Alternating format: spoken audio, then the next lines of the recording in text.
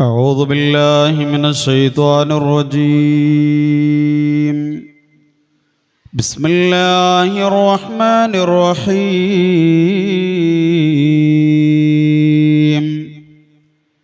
الحمد لله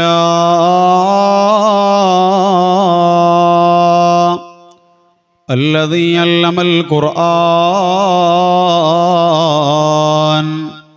خلق الإنسان وعلمه البيان وفضل حبيبه على الرسل بإنزال القرآن وشرفه على سائر الأمم بتلاوة القرآن وأشهد أن لا إله إلا الله وحده لا شريك له وأشهد أن سيدنا محمدا عبده ورسوله. اللهم يا واجب الوجود ويا واهب الخير والجود أفض علينا أنوار رحمتك ويسر لنا الوصول إلى كمال معرفتك وأفوض أمري إلى الله وأفوض أمري إلى الله إن الله بصير بالعباد وأن مردنا إلى الله وأن المسرفين هم أصحاب النار. صلى الله وسلم عليك يا سيدنا يا رسول الله. صلى الله وسلم عليك يا نبينا يا حبيب الله. بلغت الرسالة وأديت الأمانة ونصحت الأمة وكشفت الغمة وجاهدت في سبيل ربك حق جهادي وعبدت ربك حتى أتاك اليقين.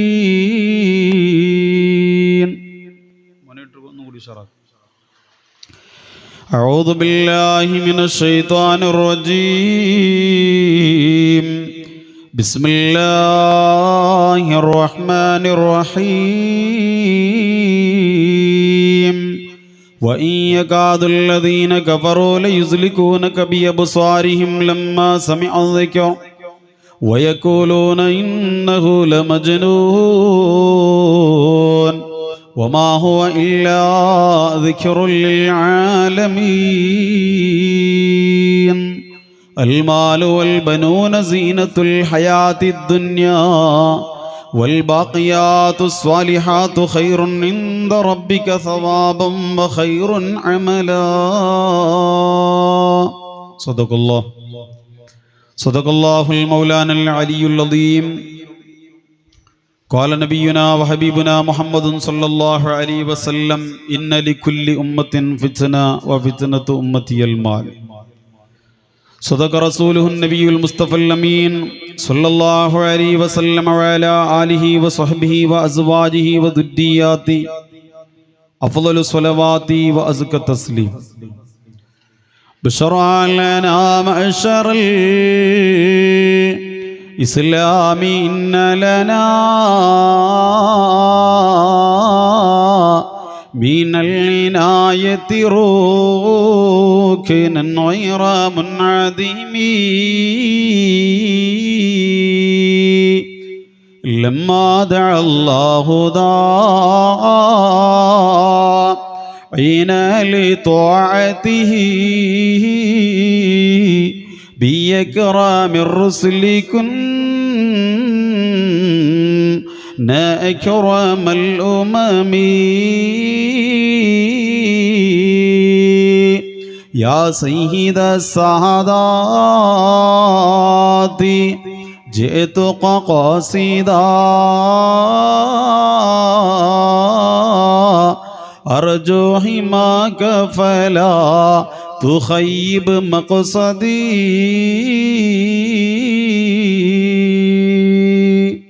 وعلى أمة سيدنا محمد. മഹനീയമാം പൂമുത്ത് ഉദ്യാവരം പ്രദേശത്ത് മഹിതസഭാ കാണിച്ച വലിയവരാണ്. എൻ്റെ മരതകങ്ങൾ തീർക്കണേ യാ സുബ്ഹാനേ. മഹനീയമാം പൂമുത്ത് ഉദ്യാവരം പ്രദേശത്ത് മഹിതസഭാ കാണിച്ച വലിയവരാണ്. എൻ്റെ മരതകങ്ങൾ തീർക്കണേ യാ സുബ്ഹാനേ. സകലരിലും ആശ്വാസ സാന്ത്വനമായി കഴിയുന്ന പുണ്യമഹാന്മൂത്തായ വലിയുള്ളാവേ, എൻ്റെ മനസ്സകമിൽ ഹാജത്ത് തീർത്തരുളല്ലാ. സകലവിധ പാപങ്ങൾ കരുളളയും ദുഃഖങ്ങൾ മതിമറയാതുണ്ടല്ലോ പുണ്യറഹീമേ. എന്നും സൽഗുണമാം സമൃദ്ധി നേടിത്തരേണേ. മഹനീയമാം പൂമുത്ത് ഉദ്യാവരം പ്രദേശത്ത് മഹിതസഭാ കാണിച്ച വലിയവരാണ്. എൻ്റെ മരതകങ്ങൾ തീർക്കണേ യാ സുബ്ഹാനേ. സുമമൊളിവും ജാരത്തിൽ അമുസ്ലിമും വന്നെത്തും അവർക്കറിയും ഭാഷയിൽ പ്രാർത്ഥന ചെയ്യും. അതിനാൽ സകലവിധ ഭേദങ്ങൾ അകന്നണയുന്നേ. സുമമൊളിവും ജാരത്തിൽ അമുസ്ലിമും വന്നെത്തും അവർക്കറിയും ഭാഷയിൽ പ്രാർത്ഥന ചെയ്യും. അതിനാൽ സകലവിധ ഭേദങ്ങൾ അകന്നണയുന്നേ. പുണ്യമഹാന്മാരുടെ ധന്യമഹാജാരത്തിൽ സവിനയമാൽ സലാമോദാൻ ഭാഗ്യമതേക്. റബ്ബേ, സകലവിധ പാപങ്ങൾ നീക്കി തുണച്ചിടല്ലാ. മഹനീയമാം പൂമുത്ത് ഉദ്യാവരം പ്രദേശത്ത് മഹിതസഭാ കാണിച്ച വലിയവരാണ്. എൻ്റെ മരതകങ്ങൾ തീർക്കണേ യാ സുബ്ഹാനേ. വന്യരിൽ വന്യരായ പരിശുദ്ധ വേദിയുടെ അധ്യക്ഷപദം അലങ്കരിച്ചു കൊണ്ടിരിക്കുന്ന ജമാഅത്തിൻ്റെ കരുത്തരായ പ്രസിഡന്റ്, അതുപോലെ ഈ വേദിയെ ദുആ കൊണ്ട് ധന്യമാക്കിയ മഹാനായ സയ്യിദ് പൂക്കുഞ്ഞി തങ്ങൾ ഉദ്യാവരം, വേദിയിൽ ഉപവിഷ്ടരായ ഈ മഹല്ലത്തിൻ്റെ വെള്ളി നക്ഷത്രമായി 3 പതിറ്റാണ്ടായി ഒരുപാട് ശിശഗണങ്ങളെ സമൂഹത്തിനും സമുദായത്തിനും വാർത്തെടുത്ത് അറിവിൻ്റെ പ്രഭ പരത്തിയ മഹാനായ ഈ മഹല്ലത്തിൻ്റെ ആദരണീയനായ താഴ്മയുടെ നിറകുടമായ പ്രിയപ്പെട്ട മുദരിസ് ഉസ്താദ് അബ്ദുൽ ഖാദർ മദനി അവറുകൾ,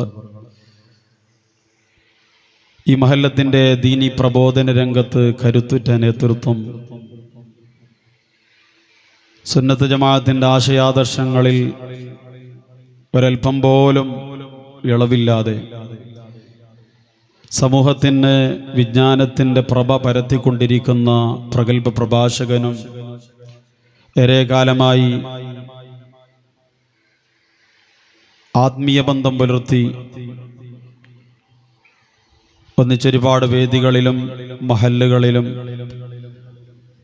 നേരിട്ട് ബന്ധപ്പെട്ടുകൊണ്ടിരിക്കുകയും ഇക്കാലയളവ് വരെ ആ സൗഹൃദ ബന്ധം നിലനിർത്താൻ അള്ളാഹു തൗഫീഖ് നൽകിയ എൻ്റെ ആത്മീയ സുഹൃത്ത്, ഈ മഹല്ലത്തിൻ്റെ പ്രഗത്ഭനായ ഖത്തീബും പ്രഗത്ഭ പ്രഭാഷകനും കൂടിയായ ആദരണീയരും ബഹുമാന്യരുമായ അഷ്റഫ് ഫൈദി ഉസ്താദ് കൊടക്,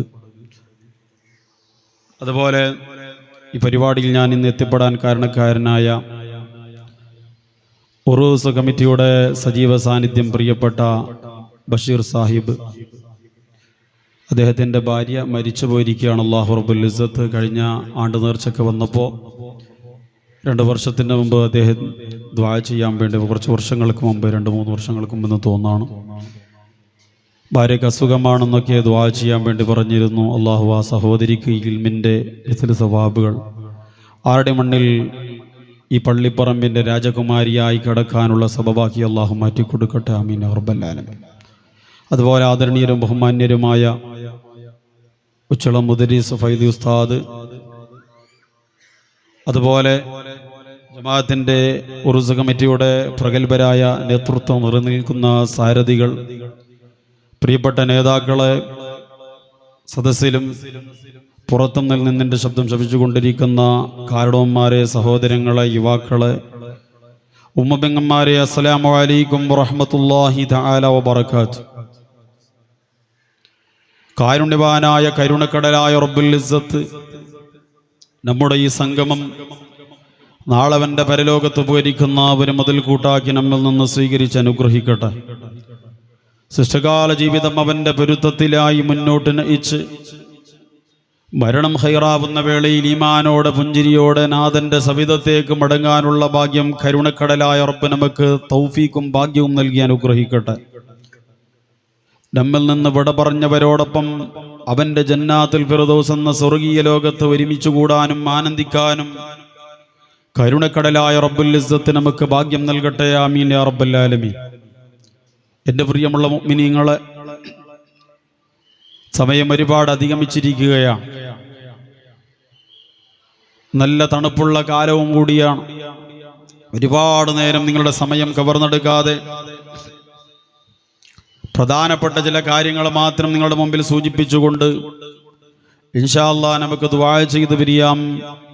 അല്ലാഹു റബ്ബുൽ ഇസ്സത്ത് നല്ലത് പറയുവാനും അതിലുവരെ ജീവിതത്തിൽ പ്രാവർത്തികമാക്കാനുമുള്ള ഭാഗ്യം നമുക്ക് അല്ലാഹു നൽകട്ടെ എന്ന് ആത്മാർത്ഥമായി ആമുഖമായി പ്രാർത്ഥിച്ചുകൊണ്ട്, ഉദ്യാവരം 1000 ജമാഅത്ത് ഇന്നലെയല്ല, ഇന്ന് പല മഹല്ലുകളും 1000-ൽ കവിയുമ്പോഴും ചെറിയ ചെറിയ മഹല്ല് ജമാഅത്തുകൾ ഇന്നൊരുപാട് വ്യത്യസ്തപ്പെട്ട രീതിയിൽ പ്രവർത്തിച്ചു കൊണ്ടിരിക്കുമ്പോഴും അതിൻ്റെ എല്ലാം ഒരു പിതാവായി പ്രവർത്തിച്ചു കൊണ്ടിരുന്ന, പ്രത്യേകിച്ചും ഒരുപാട് മഹാന്മാരായ സയ്യിദന്മാരുടെ ആത്മീയമായ നോട്ടവും, അതുപോലെ ഇന്നും ഒരുപാട് ഞാൻ ഉസ്താദ് ഇവിടെ പറഞ്ഞു 200-ഓളം വീടുകൾ മഹാന്മാരായ സയ്യിദന്മാരാണ് ഈ മഹല്ല ജമാഅത്തിൻ്റെ. കേരളത്തിൽ തന്നെ ഇല്ല എന്നാണ് എനിക്ക് തോന്നുന്നത്. അടുത്ത കാലത്ത് കൊയിലാണ്ടിയിൽ വഅദിന് പോയപ്പോൾ ബാഫക്കി തങ്ങളുടെ പാരമ്പര്യമായി അവിടെ ഒരുപാട് സാദാത്യങ്ങൾ റബീഉൽ അവ്വൽ എന്നും തോന്നാണ് എനിക്ക് പ്രഭാഷണത്തിന് പോയപ്പോൾ ബഹ്ഫിലെ മദീന എന്ന് പറയുന്ന ഒരു വലിയ പരിപാടി അവർ സംഘടിപ്പിച്ചപ്പോൾ ഒരുപാട് സാദാത്യങ്ങളും അവിടെ ഒരുമിച്ച് കൂടിയപ്പോഴും ആ വലിയ പാരമ്പര്യത്തിൻ്റെ കണ്ണികളായി ആ നാട്ടിൽ അവർ ഇന്നും താമസിച്ചു കൊണ്ടിരിക്കുമ്പോൾ എനിക്ക് തോന്നുകയാണ് അതിനേക്കാളും വലിയ സാദാത്യങ്ങളുടെ ജനബാഹുല്യമുള്ള ഒരു പ്രദേശമാണ് ഉദ്യാവരം എന്നുള്ളത്. അപ്പോൾ ഇപ്പോൾ ജീവിച്ചിരിപ്പുള്ളവരും അതുപോലെ മരിച്ചുപോയ ഒരുപാട് സാദാത്യങ്ങൾ, എൻ്റെ പ്രിയപ്പെട്ടവരെ, അവരുടെ തണൽ അള്ളാഹുവിൻ്റെ പരിശുദ്ധ റസൂൽ സല്ലല്ലാഹു അലൈഹി വസല്ലം തങ്ങൾ പറഞ്ഞതുപോലെ നൂഹ് നബിയുടെ കപ്പലാണ് അവർ. അവരെ മുറുകെ പിടിച്ചവർ, അവരെ ആദരിച്ചവർ, അവരെ ബഹുമാനിച്ചവർ ജീവിതത്തിൻ്റെ വിജയത്തിൽ വലിയ പദവികളിലൂടെ പടച്ചവന്റെ പൊരുത്തം കരസ്ഥമാക്കുമെന്ന് മുത്തുഹബീബ് പറയുമ്പോൾ അവരുടെ തണലും അവരുടെ തിരുനോട്ടവുമുള്ള ഒരു വലിയ നാടും കൂടിയാണ് ഉദ്യാവരം എന്നുള്ളത്.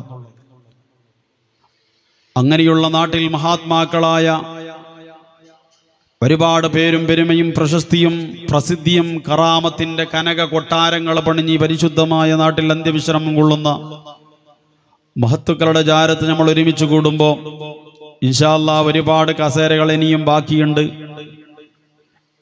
പുറത്തുനിന്ന് ഒരുപാട് ആളുകൾ എൻ്റെ ശബ്ദം ശ്രവിക്കുന്നുണ്ട്.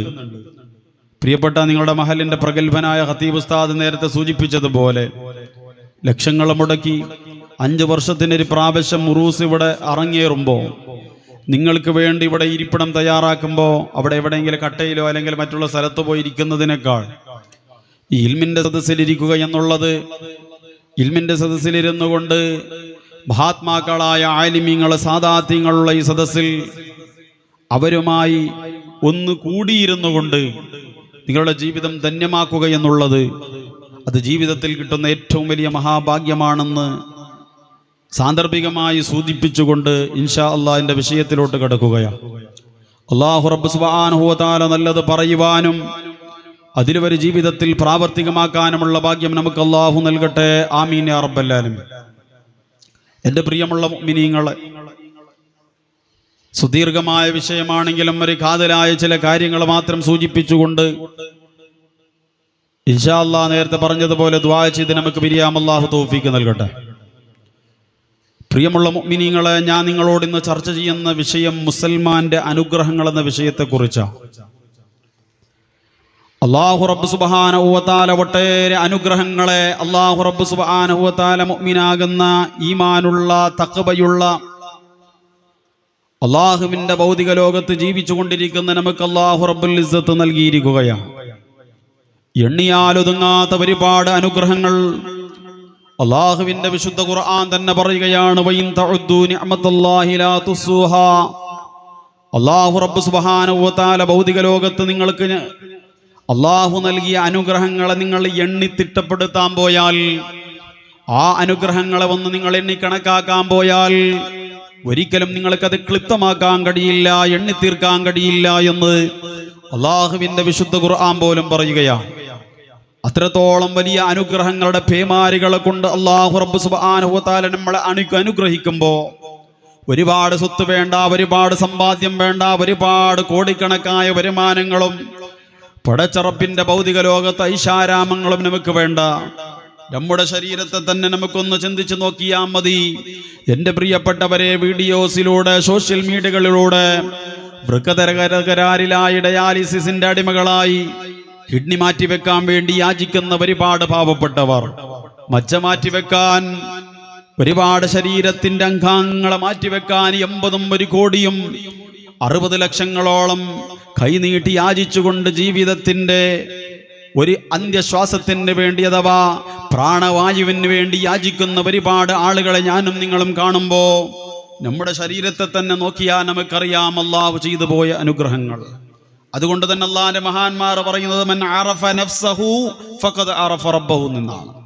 ആരെങ്കിലും ഒരാൾ അല്ലാഹുവിനെ അറിയാൻ, അല്ലാഹുവിനെ മനസ്സിലാക്കാൻ, കരുണക്കടലായ രാജാതിരാജനായ റബ്ബുൽ ഇസ്സത്തിനെ വന്ന് വാരിപ്പുൽകാൻ, ആ റബ്ബിനോട് അടുക്കാൻ ആർക്കെങ്കിലും ഒരാൾക്ക് താല്പര്യമുണ്ടെങ്കിൽ അറഫ നഫ്സഹു, അവന്റെ ശരീരത്തെ അറിഞ്ഞാൽ മതി. ഒരുത്തൻ അവന്റെ ശരീരത്തെ അറിഞ്ഞാൽ അവന്റെ റബ്ബിനെ അവന് മനസ്സിലാക്കാൻ വളരെ എളുപ്പമാണ് എന്ന് അള്ളാഹുവിന്റെ മഹാന്മാർ പഠിപ്പിക്കുകയാണ്. എന്തുമാവട്ടെ, കോടിക്കണക്കായ അനുഗ്രഹങ്ങൾ റബ്ബുൽ ഇസ്സത്ത് നമുക്ക് നൽകി.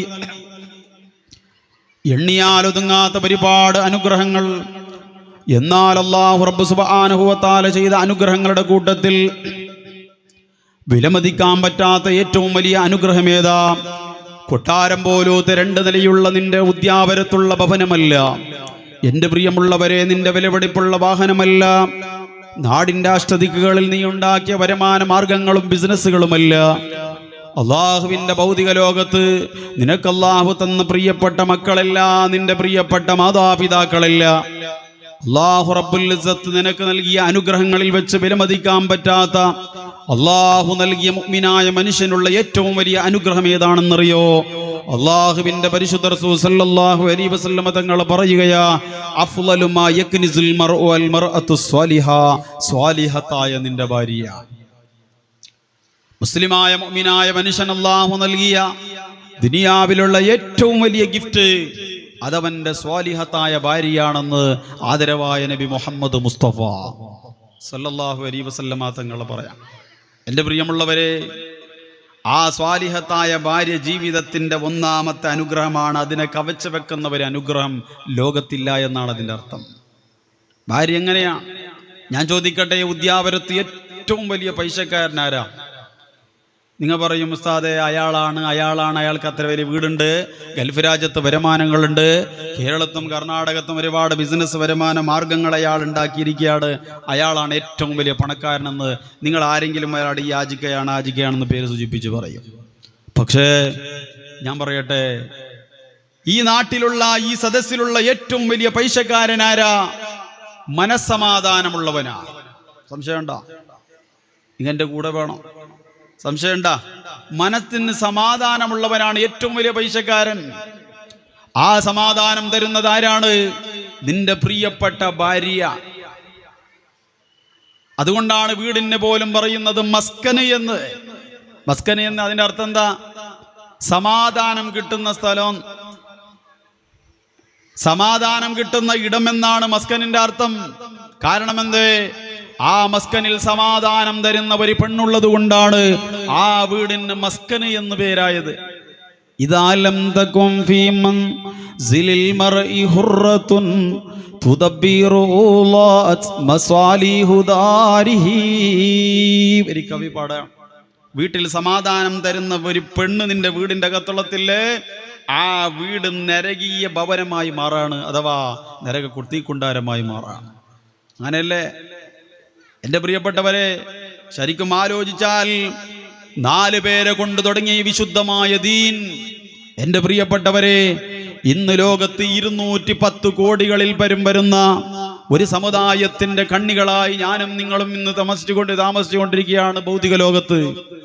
ഏറ്റവും വലിയ നസാറ മതമാണെങ്കിൽ, ക്രിസ്ത്യൻ മതമാണെങ്കിൽ 210 കോടിയോളം ജനത ഹബീബായ മുത്തു ഹബീബിന്റെ ഉമ്മത്തിൽപ്പെട്ട ഗണങ്ങളാണെന്ന് ഇന്ന് പറയുമ്പോ 4 ആളെ കൊണ്ട് തുടങ്ങിയ ദീന്, ആ 4 ആളെ കൊണ്ട് ദീന് തുടങ്ങുമ്പോ അതിന് ഏറ്റവും കൂടുതൽ ശക്തി പടർന്നത് എൻ്റെ പ്രിയപ്പെട്ടവരെ മഹദിയായ ഖദീജ ഉമ്മയാണ്.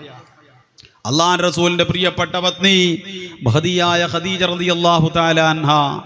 ആ മഹദിയുടെ സപ്പോർട്ടിങ് ആരും ഈ വിശുദ്ധമായ മതത്തിന്റെ പ്രവാചകനായി വന്ന മുത്തുനബി തങ്ങൾക്കില്ലായിരുന്നുവെങ്കിൽ ഇത്രയും വലിയ പടർന്ന് പന്താലിക്കുന്ന ഒരു മതമായി നമ്മുടെ ഈ മതം ഉണ്ടാകുമായിരുന്നില്ല. എല്ലാത്തിനും കൂടെ ഭാര്യ നിന്റെ കൂടെയുണ്ടോ? ആ ഭാര്യ നിനക്ക് മനസ്സമാധാനം തരുന്ന പെണ്ണാണോ? ഈ വിഷയം ഞാൻ ഇന്ന് തെരഞ്ഞെടുത്ത് ഇവിടെ വന്നപ്പോൾ പെട്ടെന്ന് എനിക്ക് തോന്നിയത്, എന്തായാലും ആണുങ്ങൾ കുറച്ചല്ലേ ഉള്ളൂ, ഒരുപാട് പെണ്ണുങ്ങളെ ഉസ്താദ് പറഞ്ഞു, അഷ്റഫ് ഉസ്താദ്, പെണ്ണുങ്ങളുണ്ട്, അവർക്കെങ്കിലും ജീവിതത്തിൽ ഒരു മാറ്റമുണ്ടാക്കി നാളത്തെ ദിനം അവർ ഏറ്റവും കൂടുതൽ അള്ളാഹുവിനെ ഭയപ്പെടുന്ന മുത്തഖിയായ പെണ്ണുങ്ങളായി മാറിയാൽ അത് നിങ്ങൾക്ക് കിട്ടുന്ന സമ്മാനമായി ഈ സദസ്സിൽ നിന്ന് കിട്ടാൻ പോകുന്നതാണ് എന്ന് എൻ്റെ മനസ്സിൽ തോന്നിയത് കൊണ്ടാണ് ഈ വിഷയം ഞാൻ തിരഞ്ഞെടുത്തത്. എൻ്റെ പ്രിയമുള്ള മുഅ്മിനീങ്ങളെ, അള്ളാഹുവിന്റെ ഭൗതിക ലോകത്ത് ഭാര്യ എങ്ങനെയാണ് ഒന്നാമത്തെ അനുഗ്രഹമായി മാറിയത് എന്ന് ഒരു ചെറിയ സംഭവത്തിലൂടെ നിങ്ങളുടെ ശ്രദ്ധയിൽ ഞാൻ പെടുത്താം. മഹാനായ ഉമർ ഇബ്നുൽ ഖത്താബ് റളിയല്ലാഹു തആല അൻഹുവിന്റെ കാലഘട്ടത്തുണ്ടായ ഒരു സംഭവം പറയാണ്. ഉമർ ഇബ്നുൽ ഖത്താബ് റളിയല്ലാഹു തആല അൻഹുവിന്റെ അരികിലേക്ക് ഒരു പിതാവ് തന്റെ പ്രിയപ്പെട്ട പൊന്നുമോനെ ക്രൂരമായി അടിച്ച് മർദ്ദിച്ച് വിരൽ തുമ്പ് പിടിച്ച് വലിച്ചഴിച്ചുകൊണ്ട് ഖലീഫയുടെ അടുത്ത് വരികയാണ്. ഖലീഫ ഉമർ ഇബ്നുൽ ഖത്താബ് റളിയല്ലാഹു തആല അൻഹുവിനോട് ആ പ്രിയപ്പെട്ട പിതാവ് പറയുകയാണല്ലയോ ഖലീഫ, ഞാൻ എന്ത് പറഞ്ഞാലും അനുസരിക്കാത്ത, എൻ്റെ വാക്കുകൾക്ക് ഒരു പുല്ലുവില പോലും കൽപ്പിക്കാത്ത ഒരു വൃത്തികെട്ട പൊന്നുമോനാണ് ഖലീഫ. അതുകൊണ്ട് പ്രിയപ്പെട്ട ഖലീഫ, ഈ പൊന്നുമോനെ നല്ല നിലക്ക് നിങ്ങൾ ഉപദേശിച്ചൊരു മര്യാദ കൂട്ടനാക്കി എനിക്ക് തിരിച്ചു തരണമെന്ന് ഖലീഫയുടെ മുമ്പിൽ ഏൽപ്പിക്കുകയാണ് ആ പിതാവ്. മഹാനായ ഖലീഫ ഉമർ ബിൻ ഖത്താബ് റളിയല്ലാഹു തആല അൻഹു കാലങ്ങള്, ചരിത്രങ്ങള്, മഹാനായ ഉമറിന്റെ ജീവിതം കണ്ടാൽ നമുക്ക് അറിയാം. ഉമറിനെ കണ്ടാൽ ഭയന്ന് പറക്കാത്ത ആളുകളുടെ കാലഘട്ടം ഉണ്ടായിരുന്നില്ല. തീപാറുന്ന കണ്ണുകള്, ഗാംഭീര്യമുള്ള ശബ്ദം. മഹാനായ ഉമർ ബിൻ ഖത്താബ് റളിയല്ലാഹു തആല അൻഹു ആ പൊന്നുമോനെ അടുത്ത് വിളിച്ച് ഉപദേശിക്കുകയാണ്. മാതാപിതാക്കളോട് മക്കൾ പാലിക്കേണ്ട കടപ്പാടുകളെയും ബാധ്യതകളെയും കുറിച്ച് പറയുകയാണ്. മാതാവിന്റെ കാൽപാദത്തിന്റെ കീഴിലാണ് സ്വർഗമെന്നും മാതാപിതാക്കളെ ഒരു കുത്തുവാക്ക് കൊണ്ട് വേദനിപ്പിക്കരുതെന്നും ആ പ്രിയപ്പെട്ട പൊന്നുമോനോട് മഹാനായ ഖത്താബിന്റെ മകൻ ഉമർ ഉപദേശിച്ച് ആ പൊന്നുമോനു നല്ല രീതിയിൽ മനസ്സിലാക്കി കൊടുത്ത് ആ പ്രിയപ്പെട്ട പൊന്നുമോനൊരു നല്ല നിലവാരത്തിലേക്ക് എത്തിയെന്ന് മനസ്സിലായപ്പോ പൊന്നുമോനൊരു ചോദ്യം പ്രിയപ്പെട്ട ഖലീഫയോട് ചോദിക്കുക. ഖലീഫ, നിങ്ങൾ പറഞ്ഞത് ശരിയാണ്. പ്രിയപ്പെട്ട ഉമർ തങ്ങളെ, നിങ്ങൾ പറഞ്ഞത് ശരിയാണ്. മാതാപിതാക്കളോട് ഞാൻ ഒരുപാട് കടപ്പാടുകളെയും ബാധ്യതകളെയും പാലിക്കേണ്ടവനാണ്. എന്നാൽ എൻ്റെ പ്രിയപ്പെട്ട ഖലീഫയോട് ഞാനൊരു കാര്യം ചോദിക്കട്ടെ. എൻ്റെ മാതാപിതാക്കളോട് ഞാൻ പാലിക്കേണ്ട കടപ്പാടുകളെയും ബാധ്യതകൾക്കപ്പുറം വല്ല കടപ്പാടും എൻ്റെ മാതാപിതാക്കൾക്ക് എന്നോടുണ്ടോ ഖലീഫ എന്ന് 14 നൂറ്റാണ്ടുകൾക്ക് മുമ്പ് ഖലീഫയുടെ മുമ്പിൽ ആ പ്രിയപ്പെട്ട പൊന്നുമോൻ ഒരു ചോദ്യം ഉന്നയിക്കുകയാണ്. മഹാനായ ഖലീഫ ഉമർ ബിൻ ഖത്താബ് റളിയല്ലാഹു തആല അൻഹു ആ പ്രിയപ്പെട്ട പൊന്നുമോന്റെ പിതാവിനെ അടുത്ത് വിളിക്കുകയാണ്. ആ പൊന്നുമോന് പറയുന്നത് ശരിയാണെങ്കിൽ മാതാപിതാക്കളോടും മക്കൾക്ക് ഒരുപാട് കടപ്പാടുകളും ബാധ്യതകളും ഉള്ളതുപോലെ നമ്മളൊക്കെ വിചാരിച്ചത് എങ്ങനെയാണ്? മക്കൾ നമ്മോട് ഒരുപാട് കടപ്പാടുകൾ പാലിക്കണം. മക്കൾ നമ്മോട് ഒരുപാട് കടപ്പാടുകളെയും ബാധ്യതകളെയും പാലിച്ച് നമ്മുടെ ജീവിതത്തിൽ അവർ വലിയ അനുഭൂതികളെയും മാത്രമല്ല കൺകുളിർപ്പിക്കുന്ന രീതിയിലുള്ള ജീവിതം കാഴ്ചവെക്കണമെന്ന് കരുതുന്ന പ്രിയപ്പെട്ട രക്ഷിതാക്കൾ നമ്മുടെ മക്കളോട് നമുക്കുള്ള കടപ്പാടുകളെയും ബാധ്യതകളെയും മറന്നവരാണ്. ആ ബാധ്യതകളെയും ആ കടപ്പാടുകളെയുമാണ് 14 നൂറ്റാണ്ടുകൾക്ക് മുമ്പ് ഖലീഫ ഉമർ ബിൻ ഖത്താബ് റളിയല്ലാഹു തആല അൻഹു ആ പ്രിയപ്പെട്ട പൊന്നുമോന്റെ വാപ്പയെ അടുത്ത് വിളിച്ചുകൊണ്ട് പറയുന്നത്. പ്രിയപ്പെട്ട ഖലീഫ ആ പൊന്നുമോന്റെ വാപ്പയെ അടുത്ത് വിളിക്കുകയാണ്.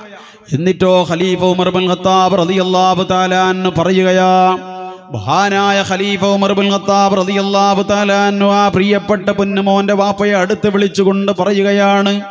ആ വാപ്പയോടൊന്ന് വരല് മാത്രമല്ല, ആ വാപ്പയോട് മാത്രമല്ല, ലോകാവസാനം വരെ വരുന്ന ഈ നിൽക്കുന്ന, ഇവിടെ ഇരിക്കുന്ന, ഈ സ്റ്റേജിലുള്ള, സദസ്സിലുള്ള ഈ ഓരോരോ പരിശുദ്ധമായ വാക്കുകൾ ശ്രവിക്കുന്ന ഓരോരോ ഉമ്മമാരോടും രക്ഷിതാക്കളോടുമാണ് ഈ അള്ളാഹുവിന്റെ പരിശുദ്ധ ദീനിന്റെ ഖലീഫ പറയുന്നത്. എന്റെ പ്രിയപ്പെട്ടവരെ, മക്കളുടെ ആ പൊന്നുമോന്റെ പരാതിക്ക് മുമ്പിൽ 14 നൂറ്റാണ്ടുകൾക്ക് മുമ്പ് ഖലീഫ പറയുകയാണ്, വളർന്നു വരുന്ന നിങ്ങളുടെ പ്രിയപ്പെട്ട പൊന്നോമനകളുണ്ടല്ലോ, കള്ളിന്റെയും കഞ്ചാവിന്റെയും മയക്കുമരുന്നിന്റെയും MDMAയുടെയും അടിമകളാവാതിരിക്കണോ? അള്ളാനെ പേടിക്കുന്ന മുത്തഖീങ്ങളായ അടിമകളാവണോ? പാതിരാത്രി വരെ അങ്ങാടി തിണ്ണകളിൽ ഇരിക്കാത്ത ടർഫിന്റെ അകത്തളത്ത് കളിച്ച് പാതിരാത്രിയിൽ കൂട്ടുകാരന്റെ തോളത്ത് കൈയിട്ട് നടന്ന് കഞ്ചാവടിക്കുന്ന മോശത്തരങ്ങൾ ചെയ്യുന്ന, വേണ്ടാധീനങ്ങൾ ചെയ്തുകൊണ്ട് കുച്ചിൽ പുറത്ത് കയറി വരുന്ന പൊന്നുമോനാവാതെ നിങ്ങളുടെ പ്രിയപ്പെട്ട പൊന്നുമോ, നിങ്ങളെ അനുസരിക്കുന്ന, നിങ്ങൾക്ക് വില കൽപ്പിക്കുന്ന, നിങ്ങൾ പറഞ്ഞതുപോലെ ജീവിതത്തിൽ പ്രാവർത്തികമാക്കുന്ന പൊന്നുമോനാകണോ? അങ്ങനെയുള്ള ലോകത്തല്ലേ എൻ്റെ പ്രിയപ്പെട്ടവരെ ഞാനും നിങ്ങളും ജീവിച്ചു കൊണ്ടിരിക്കുന്നത്?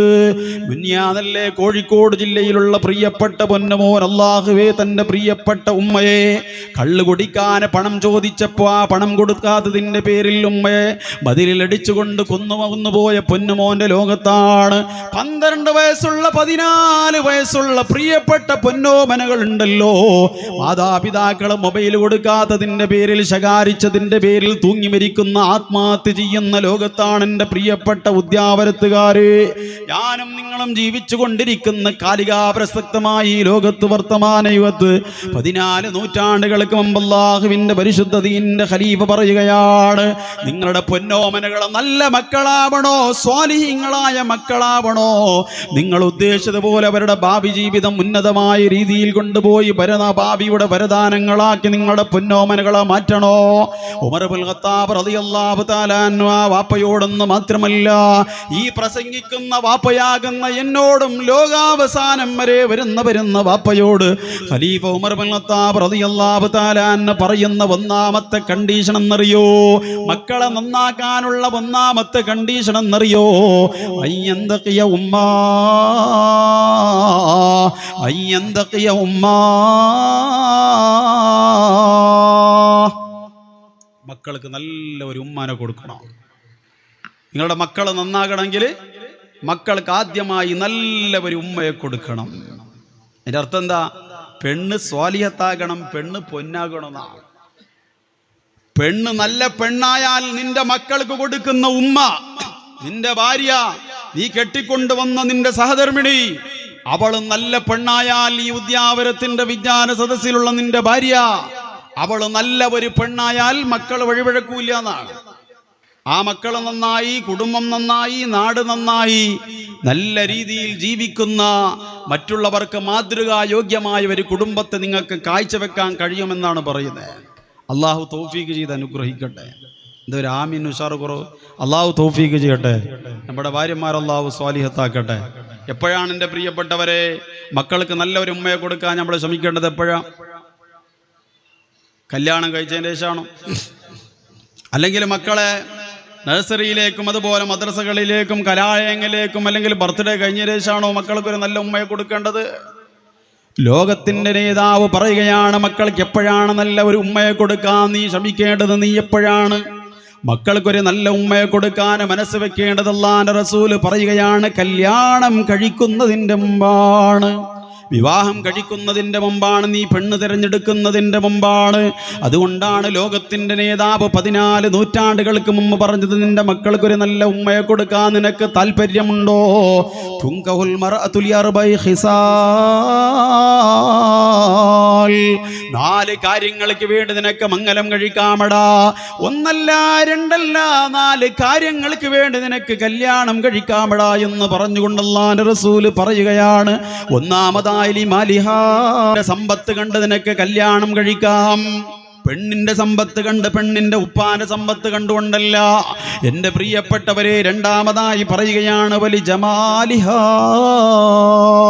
ഒരു പെണ്ണിന്റെ ഭംഗി കണ്ട് നിനക്ക് കല്യാണം കഴിക്കാം. അഴകുള്ള സുന്ദരിയായ സുമുഖിയായ ഒരു നല്ല പെണ്ണിനെയും നിനക്ക് കല്യാണം കഴിക്കാം. മൂന്നാമതായി അല്ലാഹുവിന്റെ റസൂൽ പറയുകയാ, വലി ഹസബിഹാ, ഒരു പെണ്ണിന്റെ തറവാട് കണ്ട് നിനക്ക് കല്യാണം കഴിക്കാം. അവൾ നല്ല ആജിയാരുടെ മോളാണ്, വലിയ ആലിമായ മനുഷ്യന്റെ മകളാണ്, നാട്ടിൽ പേര് കേട്ട തറവാടുകാരാണ്, കാരണത്തിന് വേണ്ടിയും നിനക്ക് കല്യാണം കഴിക്കാം. നാലാമതായി അല്ലാഹുവിന്റെ റസൂൽ പറയുകയാണ്, വലി ദീനിഹാ, അല്ലാഹുവിനെ പേടിക്കുന്ന, 5 നേരം നിസ്കരിക്കുന്ന, ഖുർആൻ ഓതുന്ന, ഇബാദത്ത് ചെയ്യുന്ന, സിനിമ സീരിയൽ റിയാലിറ്റി ഷോകളുടെ മുമ്പിൽ തപസ്സരിക്കാത്ത, നിന്നെ നല്ല വാക്കുകൊണ്ട് സന്തോഷിപ്പിക്കുന്ന, നിന്നെ ഒരു കുത്തുവാക്ക് കൊണ്ട് പോലും വേദനിപ്പിക്കാത്ത, നിന്റെ മക്കളെ നല്ലതുപോലെ നല്ല രീതിയിൽ വളർത്തുന്ന, ദീനി ചുറ്റുകൂട്ടയിൽ വളർത്തുന്ന ഒരു നല്ല പെണ്ണിനെയും നിനക്ക് കല്യാണം കഴിക്കാമെന്ന് പറഞ്ഞുകൊണ്ട് അല്ലാഹുവിന്റെ റസൂൽ പറയുകയാണ്, മോനേ, ഈ 4 പെണ്ണുങ്ങളിൽ നിന്ന് നീ തിരഞ്ഞെടുക്കേണ്ട, നീ കല്യാണം കഴിക്കേണ്ട നിന്റെ മക്കൾക്കൊരു നല്ല ഉമ്മയെ കൊടുക്കാൻ നിനക്ക് താല്പര്യമുണ്ടെങ്കിൽ നീ തിരഞ്ഞെടുക്കേണ്ട പെണ്ണാരാണെന്നറിയോ? ഭംഗിയുള്ള പെണ്ണിനെ നീ കല്യാണം കഴിക്കല്ലടാ. ഭംഗി മാത്രമുള്ള ഒരു സൗന്ദര്യവതിയായ പെണ്ണിനെ നീ കല്യാണം കഴിക്കല്ലേ. കാരണം എന്തേ? 2 പ്രസവിച്ചാൽ അവരുടെ സൗന്ദര്യത്തിന് മങ്ങലേൽക്കുകയാണ്. ഒരു പെണ്ണിന്റെ സമ്പത്ത് കണ്ടുകൊണ്ട് കല്യാണം കഴിക്കല്ലേ. കാരണം എന്തേ? ആ സമ്പത്ത് ഇന്നല്ലെങ്കിൽ നാളെ ഒരു ചെറിയ രോഗം വന്നാൽ തീർന്നു പോവുകയാ. ഒരു പെണ്ണിന്റെ തറവാട് മഹിമ കണ്ടുകൊണ്ട് നീ കല്യാണം കഴിക്കല്ലേ. കാരണം എന്തേ? ആ പെണ്ണിന്റെ കുടുംബത്തിന്റെ അഭിമാനത്തിന് ഒരു ക്ഷതമേറ്റ് പോയാൽ അവളുടെ ജീവിതത്തിന്റെ ഏറ്റവും വലിയ തറവാടിത്തനവും അസ്തമിച്ചു പോവുകയാണ്. പിന്നെയോ നീ തിരഞ്ഞെടുക്കേണ്ട പെണ്ണാരാണെന്നറിയോ? മോനെ, നീ തിരഞ്ഞെടുക്കേണ്ട പെണ്ണിനെ കുറിച്ച് അല്ലാഹുവിന്റെ റസൂൽ പറയുകയാണ്, ഫൾഫർ ബിദാത്തിദ്ദീൻ, ഫൾഫർ ബിദാത്തിദ്ദീൻ,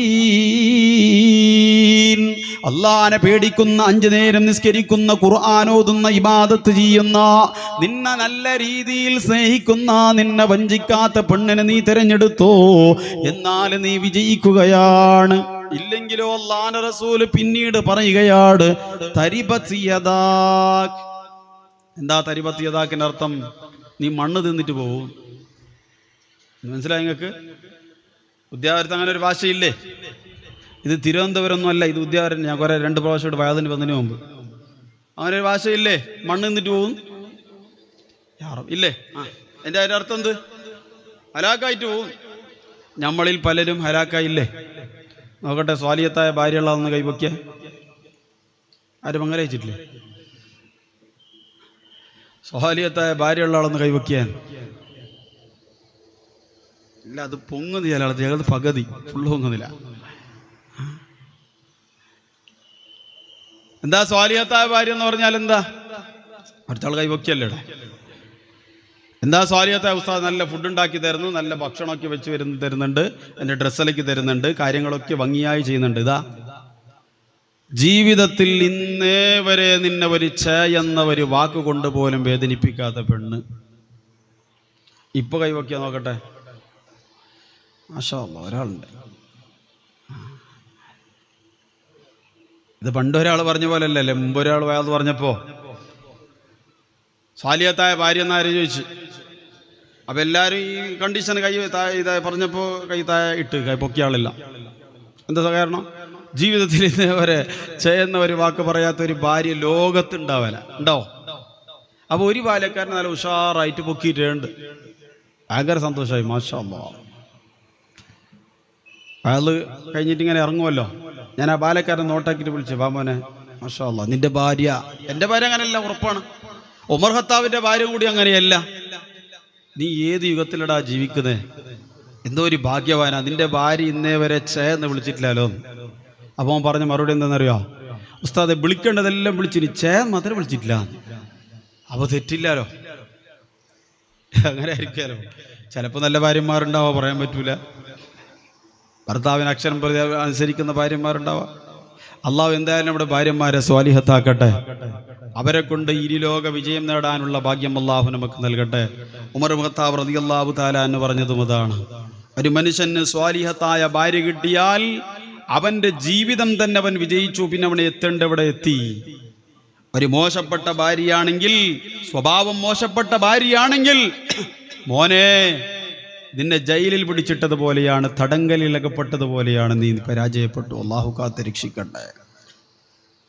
അതുകൊണ്ട് എൻ്റെ പ്രിയപ്പെട്ടവരെ, നമ്മുടെ നാട് നന്നാകണമെങ്കിൽ, ഉദ്യാവരം എന്ന് പറയുന്ന ഈ നാട് നന്നാകണമെങ്കിൽ, നാട്ടിൽ ഒരുപാട് പള്ളികൾ ഉള്ളത് കൊണ്ടായില്ല, അമ്പരച്ചുംബിരികളായ പരിശുദ്ധമായ അള്ളാഹുവിൻ്റെ ഭവനങ്ങളുള്ളത് കൊണ്ടായില്ല, ഈ നാട്ടിൽ ഒരുപാട് സാദാത്യങ്ങൾ ഉള്ളത് കൊണ്ടായില്ല, അഷ്റഫ് അലി ഉസ്താദിനെ പോലൂത്ത, മഹാനായ മദനി ഉസ്താദിനെ പോലൂത്ത ആലിമീങ്ങൾ ഈ മഹല്ലത്തിന് നേതൃത്വം വഹിച്ചത് കൊണ്ടായില്ല, ഈ നാട്ടിൽ ഒരുപാട് പണ്ഡിത മഹത്തുക്കൾ ഉള്ളത് കൊണ്ടതുമായില്ല. എൻ്റെ പ്രിയപ്പെട്ടവരെ, മരിച്ച് ഈ നാട്ടിൻ്റെ പണ്ഡിതന്മാരുടെ ഭാര്യന്മാരും, ഈ നാട്ടിൻ്റെ ആജിയാക്കന്മാരുടെ പെൺമക്കളും അവരുടെ ഭാര്യന്മാരും, ഈ ഉദ്യാവരം എന്ന് പറയുന്ന വിശാലമായ മഹല്ലിൻ്റെ വീടിൻ്റെ അടുക്കളയുടെ അകത്തളത്ത് കഴിയുന്ന പെണ്ണ് എന്നാണോ സംസ്കാര സമ്പന്നനായി മാറുക, അന്ന് ഈ ഉദ്യാവരം എന്ന് പറയുന്ന നാട് നന്നാവുകയാ. ഉമർ ഇബ്നുൽ ഖത്താബ് റളിയല്ലാഹു തആല അൻഹു പറയുകയാണ്, മഹാനായ ഉമർ തങ്ങൾ പറയുകയാണ്, കുടുംബജീവിതത്തിന്റെ വിജയത്തിന് നിദാനമായ പ്രധാനപ്പെട്ട ഒന്നാമത്തെ വഴി എന്തെന്നറിയോ? നിന്റെ ഭാര്യ സ്വാലിഹത്താകലാ, നിന്റെ ഭാര്യ സ്വാലിഹത്താകലാ. സയ്യിദുനാ ഉമർ ഇബ്നുൽ ഖത്താബ്. അപ്പൊ ആണുങ്ങളായ നമ്മളെ പണി എന്താ? എൻ്റെ പ്രിയപ്പെട്ടവരെ, പെണ്ണുങ്ങളെ നന്നാക്കലാണ് നമ്മുടെ പണി. അല്ലാതെ പെണ്ണിനൊരു പണിയില്ല. ഇസ്ലാമികമായ ശരീഅത്ത് നിയമപ്രകാരം പെണ്ണിനോട് നീ പള്ളി പ്രസിഡന്റ് ആവണം, ഈ നാട്ടിലുള്ള പാവപ്പെട്ടവന്റെ കണ്ണീരൊപ്പണം, ഈ നാട്ടിന്റെ ജീവകാരുണ്യ പ്രവർത്തനങ്ങൾ മേഖലകളിൽ ഇടപെടണം, രാഷ്ട്രീയ സാമൂഹിക സാംസ്കാരിക മേഖലകളിൽ നിന്റെ വ്യക്തിമുദ്ര പതിപ്പിക്കണമെന്ന് ഇസ്ലാം പറയുന്നേ ഇല്ല പെണ്ണിനോട്. പിന്നെ ഇന്ന് രാഷ്ട്രീയം എൻ്റെ പ്രിയപ്പെട്ടവരെ കാലത്തിനൊത്ത് കോലം കെട്ടണമല്ലോ. എല്ലാ രീതിയിലും അങ്ങനെ വരുമ്പോ, പിന്നെ ആ രീതിയിൽ പോകുമ്പോ നമുക്കതൊന്നും ചർച്ച ചെയ്യാനില്ല. അങ്ങനെ ഒരു കാലമായി മാറി. പക്ഷേ ഒരു പെണ്ണിനോട്, ഇസ്ലാമികമായ വിധിവിലക്കുകൾ അനുസരിച്ച് ജീവിക്കുന്ന പെണ്ണിനോട്, അള്ളാഹുവിന്റെ വിശുദ്ധമായ ദീനിന്റെ ചെറ്റക്കൂട്ടയിൽ ജീവിക്കുന്ന പെണ്ണിനോട് പള്ളി പരിപാലിക്കാനും, ഈ നാട്ടിന്റെ പാവപ്പെട്ട വിധവകളെയും അനാഥകളെയും പരിപാലിക്കാൻ, ഈ നാട്ടിന്റെ പ്രശ്നങ്ങളിലും ഈ നാട്ടിന്റെ സാമൂഹിക സാംസ്കാരിക മേഖലകളിൽ ഇടപെടാൻ ഇസ്ലാം ഒരിക്കലും നിർദ്ദേശിച്ചിട്ടില്ല. പക്ഷേ നമ്മോട് നിർദ്ദേശിച്ചിട്ടുണ്ട് ഈ പള്ളി പരിപാലിക്കേണ്ടത്, ഈ ഉറൂസ് നടത്തേണ്ടത്, ഇവിടെയുള്ള ജീവകാരുണ്യ മേഖലകളിൽ ഇടപെടേണ്ടത്, സാമൂഹിക സാംസ്കാരിക രാഷ്ട്രീയ മേഖലകളിൽ ഇടപെടേണ്ടത് എന്റെ പ്രിയപ്പെട്ടവരെ പുരുഷനാണ്. അതുകൊണ്ടാണ് കുല്ലുക്കും റാഇൻ വമസ്ഊലുൻ അൻ റഇയതിഹി അല്ലാഹുവിന്റെ പരിശുദ്ധ റസൂൽ സല്ലല്ലാഹു അലൈഹി വസല്ലം തങ്ങൾ പറഞ്ഞത്. എല്ലാവർക്കും ഉത്തരവാദിത്വമുണ്ട്.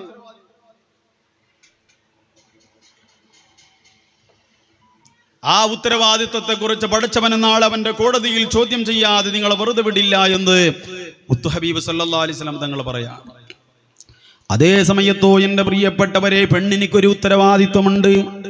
ആ ഉത്തരവാദിത്വത്തെ കുറിച്ച് അല്ലാഹു റബ്ബുൽ ഇസ്സത്ത് നാളെ അവന്റെ കോടതിയിൽ ചോദിക്കാതെ അവൾ വെച്ച കാൽപാദം മരിഞ്ചു പോലും അനുവദിക്കാൻ എന്റെ പ്രിയപ്പെട്ടവരെ അള്ളാന്റെ കോടതിയിൽ പടച്ച റബ്ബ് വിടൂല്ല. ആ പെണ്ണിനെ ഒരു കാൽ ഒരു ഇഞ്ച് പോലും മുന്നോട്ട് വമ്മിക്കാൻ അല്ലാഹു അനുവദിക്കാത്ത ലോകത്ത് ആ പെണ്ണിനുള്ള ഉത്തരവാദിത്വം എന്തെന്നറിയോ? ആ ഉത്തരവാദിത്വത്തെ കുറിച്ച് പടച്ചവന് നാളെ ചോദിക്കുകയാണെങ്കിൽ ആ ഉത്തരവാദിത്വം എന്തെന്നറിയോ? അല്ലാഹുവിന്റെ റസൂല് പറയുകയാണ്, വൽ മർഅതു റാഇയാ,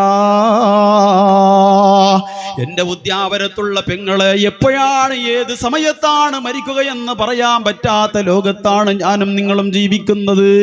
ഞാൻ ജോലി ചെയ്യുന്ന ചെമ്പരിക്ക് എന്ന് പറയുന്ന വിശാലമായ മഹല്ലത്തിലൊരു പ്രിയപ്പെട്ട സഹോദരി ദുനിയാവിൽ നിന്ന് വിട പറയുകയുണ്ടായി മിനിയാന്ന്.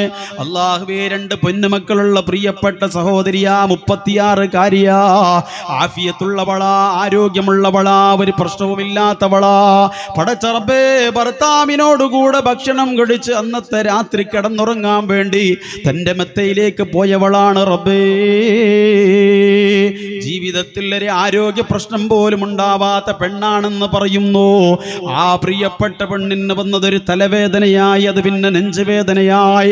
ഓട്ടോറിക്ഷയിൽ ഡോക്ടറിനെ കാണിക്കാൻ വേണ്ടി കടന്നു പോയവർ തിരിച്ചു വന്നത് 12 മണിക്ക് ആംബുലൻസിന്റെ സൈറണുമായെങ്കിൽ എന്റെ പ്രിയപ്പെട്ട ഉദ്യാവരത്തുള്ള പെണ്ണേ, നാളെ പടച്ചവന്റെ ലോകത്തേക്ക് കടന്നു ചെല്ലുമ്പോൾ അല്ലാഹു നിസ്കാരത്തിനെ കുറിച്ച് ചോദിക്കുമല്ലോ, കർമ്മങ്ങളെ കുറിച്ച് പടച്ചവന്റെ മുമ്പിൽ പരിശുദ്ധമായ ലോകത്ത് നിന്റെ ദീവാന വെച്ച് അല്ലാഹു കണക്ക് ചോദിക്കുമ്പോ പെണ്ണെ, അല്ലാഹു റബ്ബുൽ ഇസ്സത്ത് നിനക്കൊരു ഉത്തരവാദിത്വം ഭൗതിക ലോകത്ത് ഏൽപ്പിച്ചിട്ടുണ്ട് മോളെ. ആ ഉത്തരവാദിത്വം എന്താണ്? ആ ചോദ്യം എന്താണ്? അല്ലാഹുവിന്റെ റസൂൽ പറയുകയാണ്, വമസ്ഊലത്തുൻ അൻ അഹ്ലി ബൈതി സൗജിഹാ വവലദിഹി, പെണ്ണേ, നിനക്ക് 3-4 മക്കളെ ഞാൻ ഉദ്യാവരത്ത് തന്നില്ലേ? ആഫിയത്തുള്ള ആരോഗ്യമുള്ള 3-4 ആൺമക്കളെ പെൺമക്കളെ നിനക്ക് ഞാൻ തന്നില്ലേ പൊന്നുമോളെ? ആ മക്കളെ നീ എങ്ങനെയാ വളർത്തിയത്? ഉദ്യാവരത്ത് ആ മക്കളെ എങ്ങനെയാ പരിപാലിച്ചത്? ആ മക്കളെ എങ്ങനെയാ നീ തീറ്റിപ്പോറ്റിയത്? ആ മക്കളെ നീ ദീനീ ചെറ്റക്കൂട്ടയിൽ വളർത്തിയിട്ടുണ്ടോ? നിന്റെ ഭർത്താവിനെ നീ അനുസരിച്ചിട്ടുണ്ടോ? ആ ഭർത്താവ് പറഞ്ഞതുപോലെ അവന്റെ വിധിവിലക്കുകളെ നീ കേട്ടിട്ടുണ്ടോ എന്ന് പടച്ചവന്റെ ലോകത്ത് നിന്നെ ചോദ്യം ചെയ്യാതെ നീ വെച്ച കാൽപാദം 1 ഇഞ്ച് പോലും അനുവദിക്കാൻ പടച്ച റബ്ബ് അനുവദിക്കൂല മോളെ. നാളെ പടച്ചവന്റെ അടുത്തുള്ള ചോദ്യമാണ്. അതുകൊണ്ടാണ് പെണ്ണിന് അത്രയും വില. അള്ളാഹുവിന്റെ പരിശുദ്ധ റസൂൽ സല്ലല്ലാഹു അലൈഹി വസല്ലം തങ്ങളോട് ഒരു സ്വഹാബി വന്ന് ചോദിച്ചല്ലോ, നബിയേ, ഞാൻ ആർക്ക് ഗുണം ചെയ്യണം നബിയേ? ഒന്നാമത് പറഞ്ഞു, ഉമ്മുക്ക, നിന്റെ ഉമ്മ. രണ്ടാമതും ചോദിച്ചു, ഉമ്മുക്ക, നിന്റെ ഉമ്മക്കന്നെ. മൂന്നാമതും ചോദിച്ചു, ഉമ്മുക്ക, നിന്റെ ഉമ്മക്കന്നെ. എന്തേ 3 പ്രാവശ്യം ഒരു പെണ്ണിന് പറഞ്ഞത്? ഉമ്മാക്ക് അത്രയും വലിയ ഗൗരവമുള്ളത് കൊണ്ടാണ്. എന്തിനേറെ, നാളെ അള്ളാഹുവിന്റെ പരിശുദ്ധ ലോകത്ത് എത്ര വലിയ ആലിമായാലും, എത്ര വലിയ വലിയായാലും, സയ്യിദായാലും, ആരുമായാലും അള്ളാഹുവിന്റെ പരിശുദ്ധമായ സ്വർഗ ലോകത്തിനെ സ്പർശിക്കണമെങ്കിൽ ഉമ്മാന്റെ കാൽപാദത്തിന്റെ സ്പർശനമേൽക്കാതെ ഒരാളും സ്വർഗത്തിലേക്ക് കടക്കൂല. എന്തേ?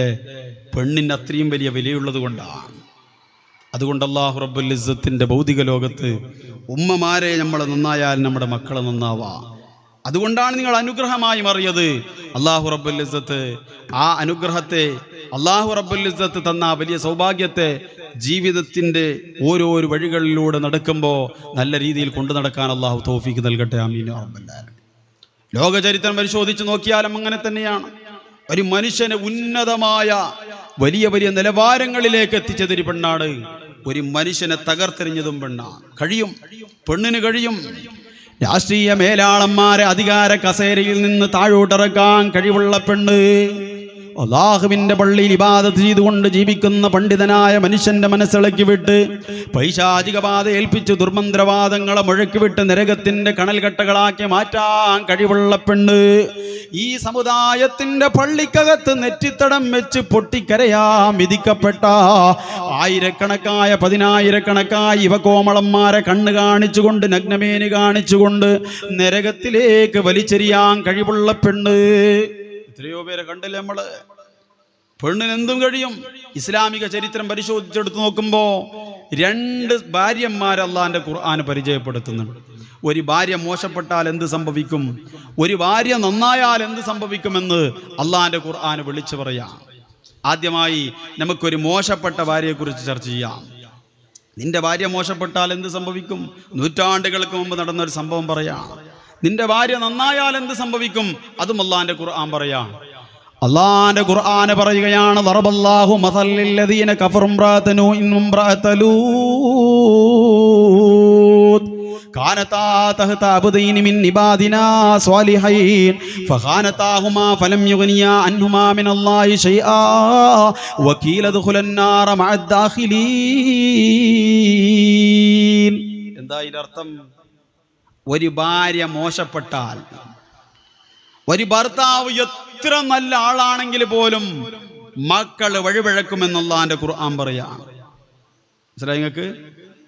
ഇപ്പൊ വലിയ ആലിമാണ്, സയ്യിദാണ്, ഭയങ്കരാണ് അയാൾ. പക്ഷേ ഭാര്യയാണെങ്കിലും മോശപ്പെട്ടവളാണെന്നാൽ ആ മക്കൾ പച്ചപിടിക്കാൻ പോകുന്നില്ല, മക്കൾ വഴിപിഴക്കുമെന്നുള്ളതിന്റെ ഖുർആൻ പറയാം.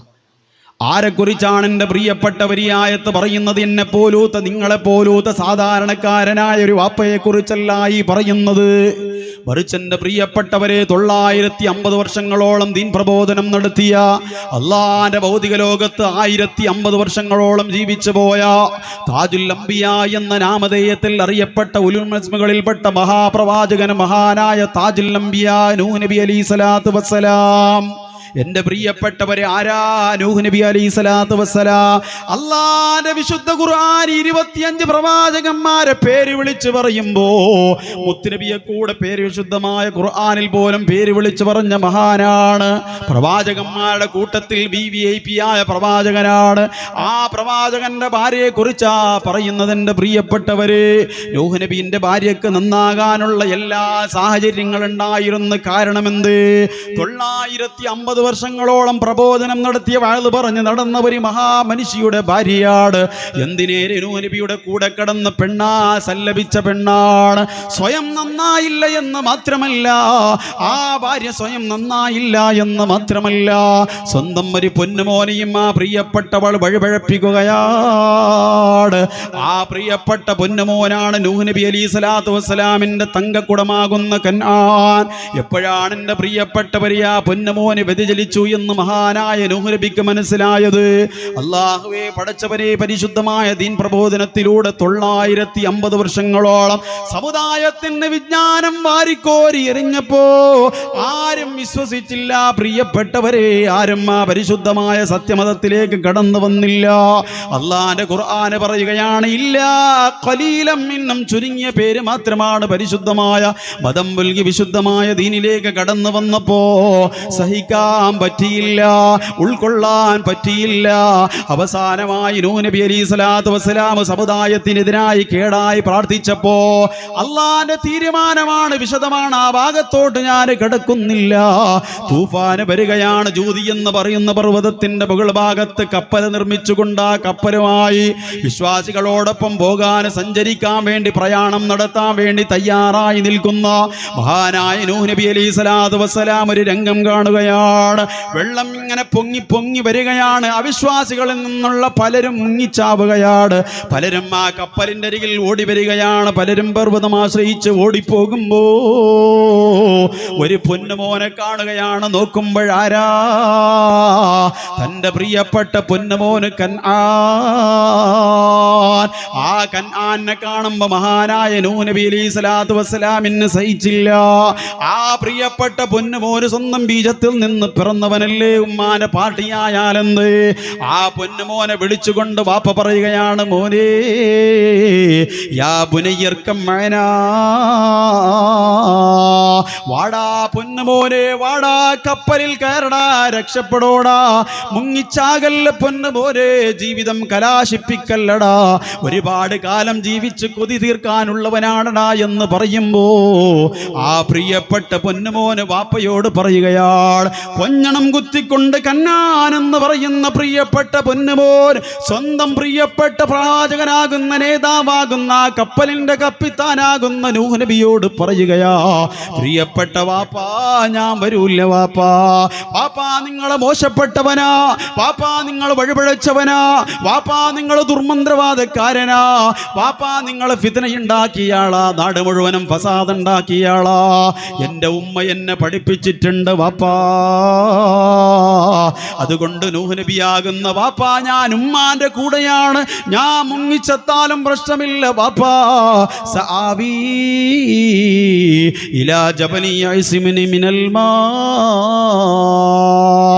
നിങ്ങളുടെ ഈ പർവ്വതജൂതി എന്ന് പറയുന്ന ചെറിയ പർവ്വതത്തിലല്ലേ കപ്പലുള്ളത്, ആ കപ്പലിൽ ഞാൻ കയറൂല, മുങ്ങിച്ചെത്താലും പ്രശ്നമില്ല, അങ്ങനെ മുങ്ങിച്ചാകുന്ന ഒരു അവസ്ഥയിലേക്ക് ഞാൻ എത്തിയാൽ ആ കാണുന്ന അതിനേക്കാൾ പൊക്കമുള്ള ഉയരമുള്ള പർവ്വതത്തിലേക്ക് ഞാൻ കയറി രക്ഷപ്പെടാമെന്ന് പറഞ്ഞ പ്രിയപ്പെട്ട പൊന്നുമോനെ പറയിപ്പിച്ചതാരാ? എൻ്റെ പ്രിയപ്പെട്ടവരെ, ഒരു ഉമ്മയാണ്, ഒരു ഉമ്മയാണ്. മക്കളെപ്പോൾ ഉമ്മാന്റെ കൂടെ. അതുകൊണ്ട് ഇരിക്കുന്ന സഹോദരിമാരെ, ഗൗരവത്തോടെ ഞാൻ പറയാണ്, നിങ്ങളുടെ മക്കൾ ഇന്ന് ഭൗതിക ലോകത്ത് വഴിപിഴക്കാനുള്ള ഒന്നാമത്തെ കാരണക്കാർ പ്രിയപ്പെട്ട സഹോദരിമാരാണ്, ഉമ്മമാരാണ്. എന്ത്? മക്കളുടെ എല്ലാ തിന്മകൾക്കും കൂട്ടുനിൽക്കുകയാണ്. എല്ലാം കഴിഞ്ഞ അവസാനം പോലീസ് പിടിച്ച്, എൻ്റെ പ്രിയപ്പെട്ടവരെ, എവിടെയെങ്കിലും കോടതി മുറികളിൽ ഹാജരാക്കുമ്പോൾ അല്ലെങ്കിൽ നിയമപാലകർ കൊണ്ടുപോയി അവരെവിടെയെങ്കിലും ശിക്ഷിക്കുമ്പോൾ പോലീസ് സ്റ്റേഷനിൽ നിന്ന് ഫോൺ വരുമ്പോഴാണ് ഉമ്മ അവസാനം തൻ്റെ തിന്മ സമ്മതിക്കുന്നത്, കൂട്ടുനിന്ന് സമ്മതിക്കുന്നത്. എന്തെങ്കിലും തിന്മ ചെയ്യുമ്പോൾ വാപ്പ മക്കളെ ശകാരിക്കുമ്പോൾ ഉമ്മ പറയാണ്, നിങ്ങൾ പണ്ടങ്ങനെ ആക്കിയിട്ടില്ലേ, ഇതെന്ത് ചെറിയ തെറ്റല്ലേ അല്ലേ? മോന് ബീഡി വലിച്ച് വാപ്പ മോനെ ശകാരിച്ച്, അപ്പോ ഉമ്മ പറയാണ്, നിങ്ങൾ പണ്ട് കഞ്ചാവ് അടിച്ചിട്ടില്ലേ, അത് നമുക്ക് അറിഞ്ഞതല്ലേ. പിന്നെ മോനെന്തായി? ഉറക്ക് വരുന്ന ആളെ കിടക്ക കൂന്തിട്ട പോലെ പിന്നെ ടെൻഷൻ ഉണ്ടാ. ഈ അടുത്ത കാലത്ത് ഒരു സിനിമാ നടന്റെ ഒരു ഇന്റർവ്യൂ ഞാൻ കണ്ടു. അയാൾക്ക് 78 വയസ്സായി അല്ലേ? നല്ല വിഷയം ആരെന്ന് എടുക്കാലോ. ഉന്നൂറിൽ മക്കാൽ ലാമങ്കാല, പറയുന്ന ആളെ നോക്കണ്ട, അയാൾ പറയുന്ന വാചകം നോക്ക്.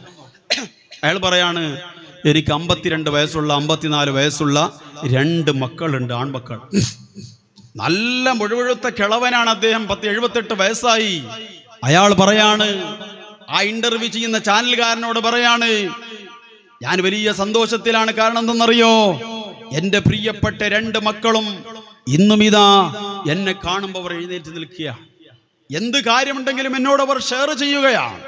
എൻ്റെ പ്രിയപ്പെട്ട മക്കൾക്ക് ബഹുമാനത്തോടു കൂടിയുള്ള ഒരു ആദരവും ബഹുമാനവും പേടിയും അവരുടെ ഹൃദയാന്തരാളത്തിലുണ്ട്. ഇതെല്ലാം പറഞ്ഞ് ആ സഹോദരനോട് ചാനൽക്കാരൻ ചോദിച്ചു, 54, 52 വയസ്സായി ഇങ്ങനെയുള്ള മക്കൾ പോലും നിങ്ങളെ ഇന്ന് ഭയക്കാനും നിങ്ങളോട് ഒരു നല്ല രീതിയിലുള്ള ബന്ധം പുലർത്താനും കാര്യങ്ങളൊക്കെ ഷെയർ ചെയ്യാൻ ഇതിൻ്റെ പിന്നിൽ പ്രവർത്തിച്ചത് ആരും ചോദിക്കുമ്പോൾ തൊട്ടടുത്തുള്ള ഭാര്യയെ കാണിക്കുകയാണ്. അയാൾ പറയാണ്, ഇതെൻ്റെ ഭാര്യ എനിക്ക് തന്ന സമ്മാനാണ്. കാരണം എന്ത്? എൻ്റെ 90 ഞാൻ മുഴുകുടിയനായിരുന്നു, ഞാൻ മോശപ്പെട്ട വൃത്തികെട്ടവനായിരുന്നു.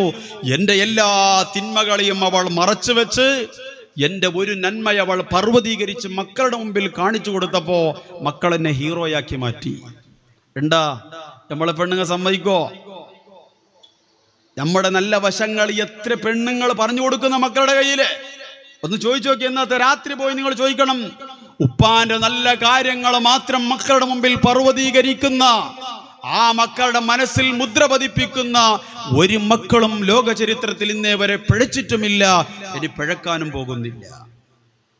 അധിക MDMA കേസുകൾ ഇന്ന് കേരളം എന്നുള്ളത് അക്ഷര കൈരളി എന്നാണ് ഈ കേരളത്തെ പറയുന്നത്.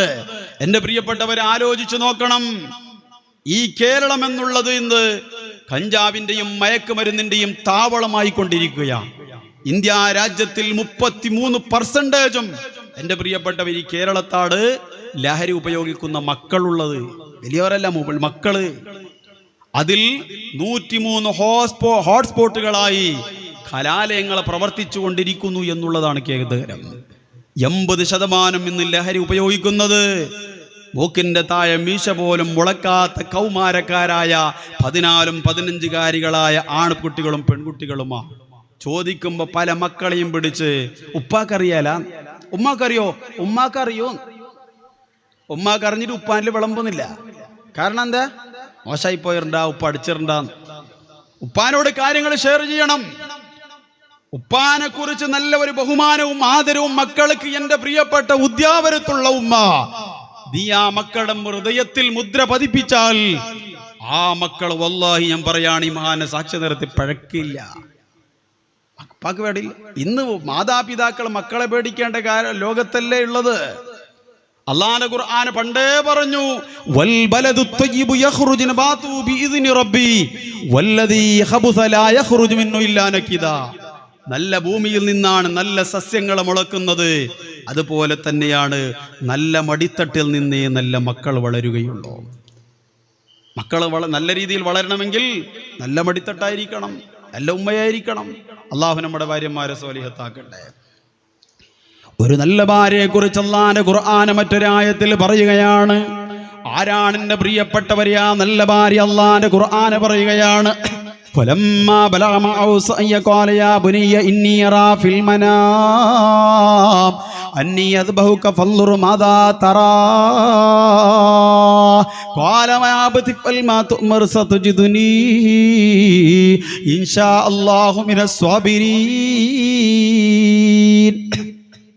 അള്ളാന്റെ ഖുർആൻ പറയുകയാണ്, ഫലസ്തീനിന്റെ മണൽത്തിരികളിൽ നിന്ന് 4000 വർഷങ്ങൾക്ക് മുമ്പ് ഗൈരിദീർ എന്ന് വിശ്ലേഷിപ്പിക്കപ്പെട്ടു പോയ പൊളിഞ്ഞിടിഞ്ഞു വീണു പോയ കഅബാലയത്തിന്റെ ചാരത്ത് കൊണ്ട് താമസിപ്പിച്ച ഒരു വാപ്പ ആരാണ്? മഹാനായ സയ്യിദന ഖലീലുല്ലാഹ് ഇബ്രാഹിം നബി അലൈഹി സ്വലാത്തു വസ്സലാം 4000 വർഷങ്ങൾക്ക് മുമ്പ് എന്റെ പ്രിയപ്പെട്ടവരെ ഫലസ്തീനിൽ നിന്ന് തന്റെ പ്രിയപ്പെട്ട ഭാര്യയാകുന്ന ഹാജറിനെയും പൊന്നുമോൻ ഇസ്മായിലിനെയും കൊണ്ടുവന്നിറക്കി. എന്റെ പ്രിയപ്പെട്ടവരെ, മക്കയിലേക്ക് പോയവർക്കറിയാം, വിശുദ്ധമായ ഹജ്ജിന് പോയിട്ട് ഉംറക്ക് പോയ ആൾക്കറിയാം, പല തവണ ഉംറക്ക് പോയിട്ട് പോലും ഒരു ഹജറുൽ അസ്വദ് ചുംബിക്കാൻ കിട്ടാത്ത എത്രയോ ഹതഭാഗ്യർ എന്ന് പറയുന്നില്ല, അത് അള്ളാന്റെ തൗഫീഖാണ്, കിട്ടാത്ത ആളുകൾ നമ്മുടെ കൂട്ടത്തിലുണ്ട്. ഇന്നങ്ങനെയാണെങ്കിൽ കഅബാലയത്തിന്റെ മത്താഫിൽ വെച്ച് തവാഫ് ചെയ്യാൻ പോലും ജനനിബിഡമാണ്, അവിടെ കഴിയുന്നില്ല. ഒരു കാലമുണ്ടായിരുന്നു ജനമില്ലാത്ത, ജനബാഹുല്യമില്ലാത്ത വിജനമായ വിശുദ്ധമായ മക്ക.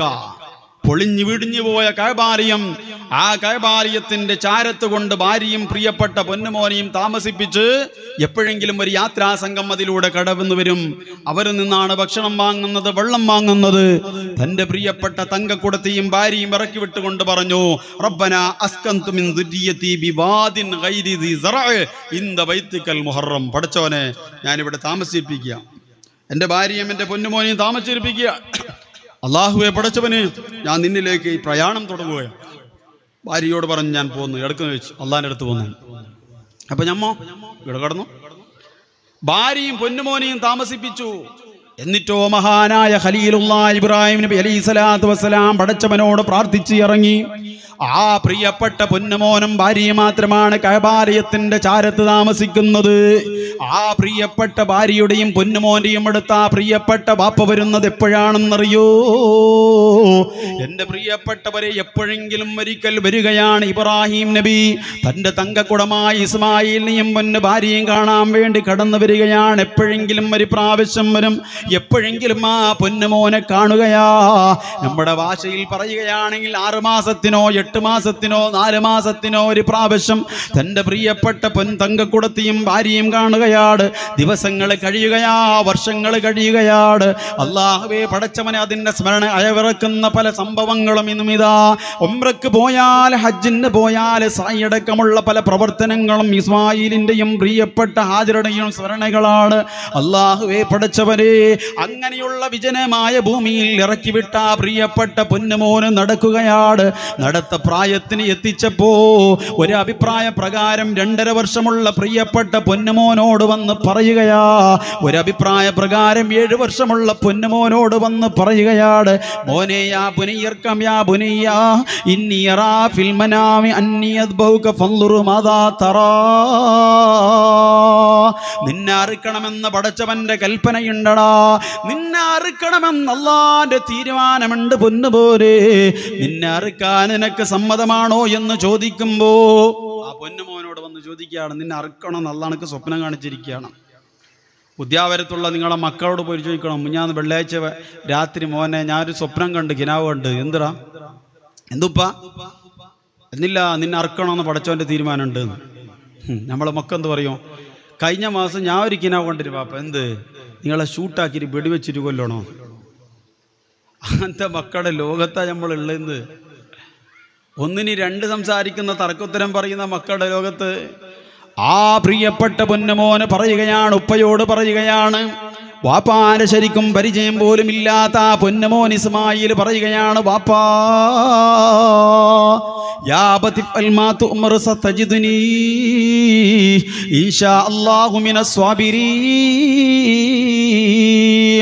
അല്ലാഹുവിന്റെ കൽപ്പനയല്ല വാപ്പാ, പടച്ചവന്റെ തീരുമാനമല്ല വാപ്പാ, നിങ്ങൾ ചെയ്യൂ വാപ്പാ, നിങ്ങൾ ചെയ്യൂ വാപ്പാ, ഉമ്മയോട് അറിയിക്കല്ല വാപ്പാ എന്ന് പറഞ്ഞുകൊണ്ട് കത്തിയം അതുപോലെ കയറുമായി മിനാ പർവ്വതത്തിന്റെ താഴ്വരയിലേക്ക് കടന്നു പോകുന്ന പ്രിയപ്പെട്ട പിതാവിന്റെ വിരൽത്തുമ്പ് പിടിച്ച് ആ പ്രിയപ്പെട്ട പിതാവിന്റെ കൂടെ കടന്നുപോയി മിനാ പർവ്വതത്തിന്റെ താഴ്വരയിലുള്ള പാറക്കല്ല് തന്റെ തലകളോട് വെച്ചു കൊടുത്ത്, അറുക്കണേ വാപ്പാ, അറുക്കണേ വാപ്പാ, ദയ കാണിക്കല്ല വാപ്പാ, കരുണ കാണിക്കല്ല വാപ്പാ എന്ന് പറഞ്ഞുകൊണ്ട് ആ പ്രിയപ്പെട്ട പൊന്നുമോന് കഴുത്ത് നീട്ടിക്കൊടുക്കാൻ ആ പൊന്നുമോനെ പ്രേരിപ്പിച്ചത് ആരാണ്? ഒരു ഉമ്മയാണ്, ഒരു ഉമ്മയാണ്. എന്ത് കഴിയും? ഒരു നല്ല ഉമ്മ എങ്ങനെയാണ്? ആരും വേണ്ട, ബാപ്പ ഇല്ലാത്ത ഒരു പ്രവാചകൻ തന്നെ ഉണ്ടല്ലോ. ആരാ? മഹാനായ ഈസാ നബി അലൈഹി സ്വലാത്തു വസ്സലാം. ഈസാ നബി അലൈഹി സ്വലാത്തു വസ്സലാം ഉപ്പയില്ലാത്ത പ്രവാചകൻ എവിടെ എത്തി? പ്രവാചകത്വത്തിന്റെ മൂർധാവിലെത്തി. അള്ളാന്റെ പരിശുദ്ധ റസൂൽ സല്ലല്ലാഹു അലൈഹി വസല്ലം തങ്ങൾ പറഞ്ഞു, ലോകാവസാനമാകുമ്പോ ഈ ലോകത്ത് നടക്കുന്ന ഏറ്റവും വലിയ ഒരുപാട് ഫിത്നകൾ ഉണ്ടാകും. ആ ഫിത്നകളിൽ വെച്ച് ഏറ്റവും വലിയ ഫിത്ന ദജ്ജാലിന്റെ ഫിത്നയാ. അതുകൊണ്ടാണ് എന്റെയും നിങ്ങളുടെയും നിസ്കാരത്തിന്റെ പരിശുദ്ധ അത്തഹിയാത്തിന്റെ അവസാനത്തെ സമയത്ത് എല്ലാം പടച്ചവനെ സമർപ്പിച്ചുകൊണ്ട് അള്ളാഹിനോട് ചോദിക്കുന്ന അവസാനത്തെ ചോദ്യമാണ് വമിൻ ഫിത്നത്തി മസീഹിദ് ദജ്ജാൽ. പടച്ചോനെ, ദജ്ജാലിന്റെ ഫിത്നയിൽ നിന്ന് കാക്കണേ അല്ലാഹ്. അത്രയും വലിയ ഫിത്നയായിരിക്കും. നിന്റെ സമ്പത്ത് നഷ്ടപ്പെടുന്നത് ഫിത്നയല്ല, മക്കള് മരിക്കുന്നത് ഫിത്നയല്ല, ഖബറിന്റെ അദാബ് പോലും ഫിത്നയല്ല. അതിനേക്കാളും വലിയ ഫിത്ന ലോകാവസാനമാകുമ്പോ ജീവിച്ചിരിക്കുന്ന മനുഷ്യൻ അവന്റെ കൺകൊണ്ട് കാണുന്ന ഏറ്റവും വലിയ ഭയാനകരമായ ഫിത്നയാണ് ദജ്ജാലിന്റെ ഫിത്ന. ഒരാൾക്കും അവനെ തടുക്കാൻ പറ്റുന്നില്ല, ഒരാൾക്കും അവനെ എതിർക്കാൻ പറ്റുന്നില്ല. ആ സമയത്താണ് അള്ളാഹുവിന്റെ മഹാപ്രവാചകൻ മഹാനായ ഈസാ നബി അലൈഹി സ്വലാത്തു വസ്സലാം കടന്നു വരുന്നത്. എല്ലാവരെയും എതിർത്തിട്ട് ഏകാധിപതിനായി എല്ലാവരെയും അവിടുന്ന് നശിപ്പിച്ച് അള്ളാഹുവിന്റെ പരിശുദ്ധ ലോകത്ത് എനിക്ക് വലിയ പദവിയുണ്ട്, ഞാനാണ് റബ്ബ് എന്ന് പറഞ്ഞ് വാദിച്ചു വരുന്ന ദജ്ജാൽ മഹാനായ ഈസാ നബി അലൈഹി സ്വലാത്തു വസ്സലാമിനെ കാണുമ്പോ അള്ളാഹുവിന്റെ റസൂൽ പറയാണ്, ഇദാ റഅ ഈസാ യസൂബു ദജ്ജാലു കമാ യസൂബുൽ മിൽഹു ഫിൽ മാ. വെള്ളത്തിൽ ഉപ്പ് എങ്ങനെയാണ് ഉരുകുന്നത് അതുപോലെ ദജ്ജാൽ ഈസാ നബിയെ കാണുമ്പോൾ ഉരുകും. എന്ത്? മെഴുക് തിരുവുരുകും പോലെ ദജ്ജാൽ ഉരുകും. ആരെ കാണുമ്പോ? ഈസാ നബിയെ. ആരെ? ഉമ്മ പോറ്റിയ മോന, ഒരു പെണ്ണ് പോറ്റിയ മോന. ഉപ്പ പോറ്റിയ മോനല്ല, ഉമ്മ പോറ്റിയ മോന. അതുകൊണ്ടാണ് നൂറ്റാണ്ടുകൾക്ക് മുമ്പ് നിന്റെ പ്രിയപ്പെട്ട ഭാര്യയെ കുറിച്ച് അല്ലാഹുവിന്റെ റസൂല് പറഞ്ഞത്. നിന്റെ ഭാര്യ എന്നല്ല, ലോകത്തുള്ള സ്വാലിഹത്തായ എല്ലാ പെണ്ണുങ്ങളെ കുറിച്ച് പറഞ്ഞത്. അദ്ദുന്യാ കുല്ലുഹാ മതാ,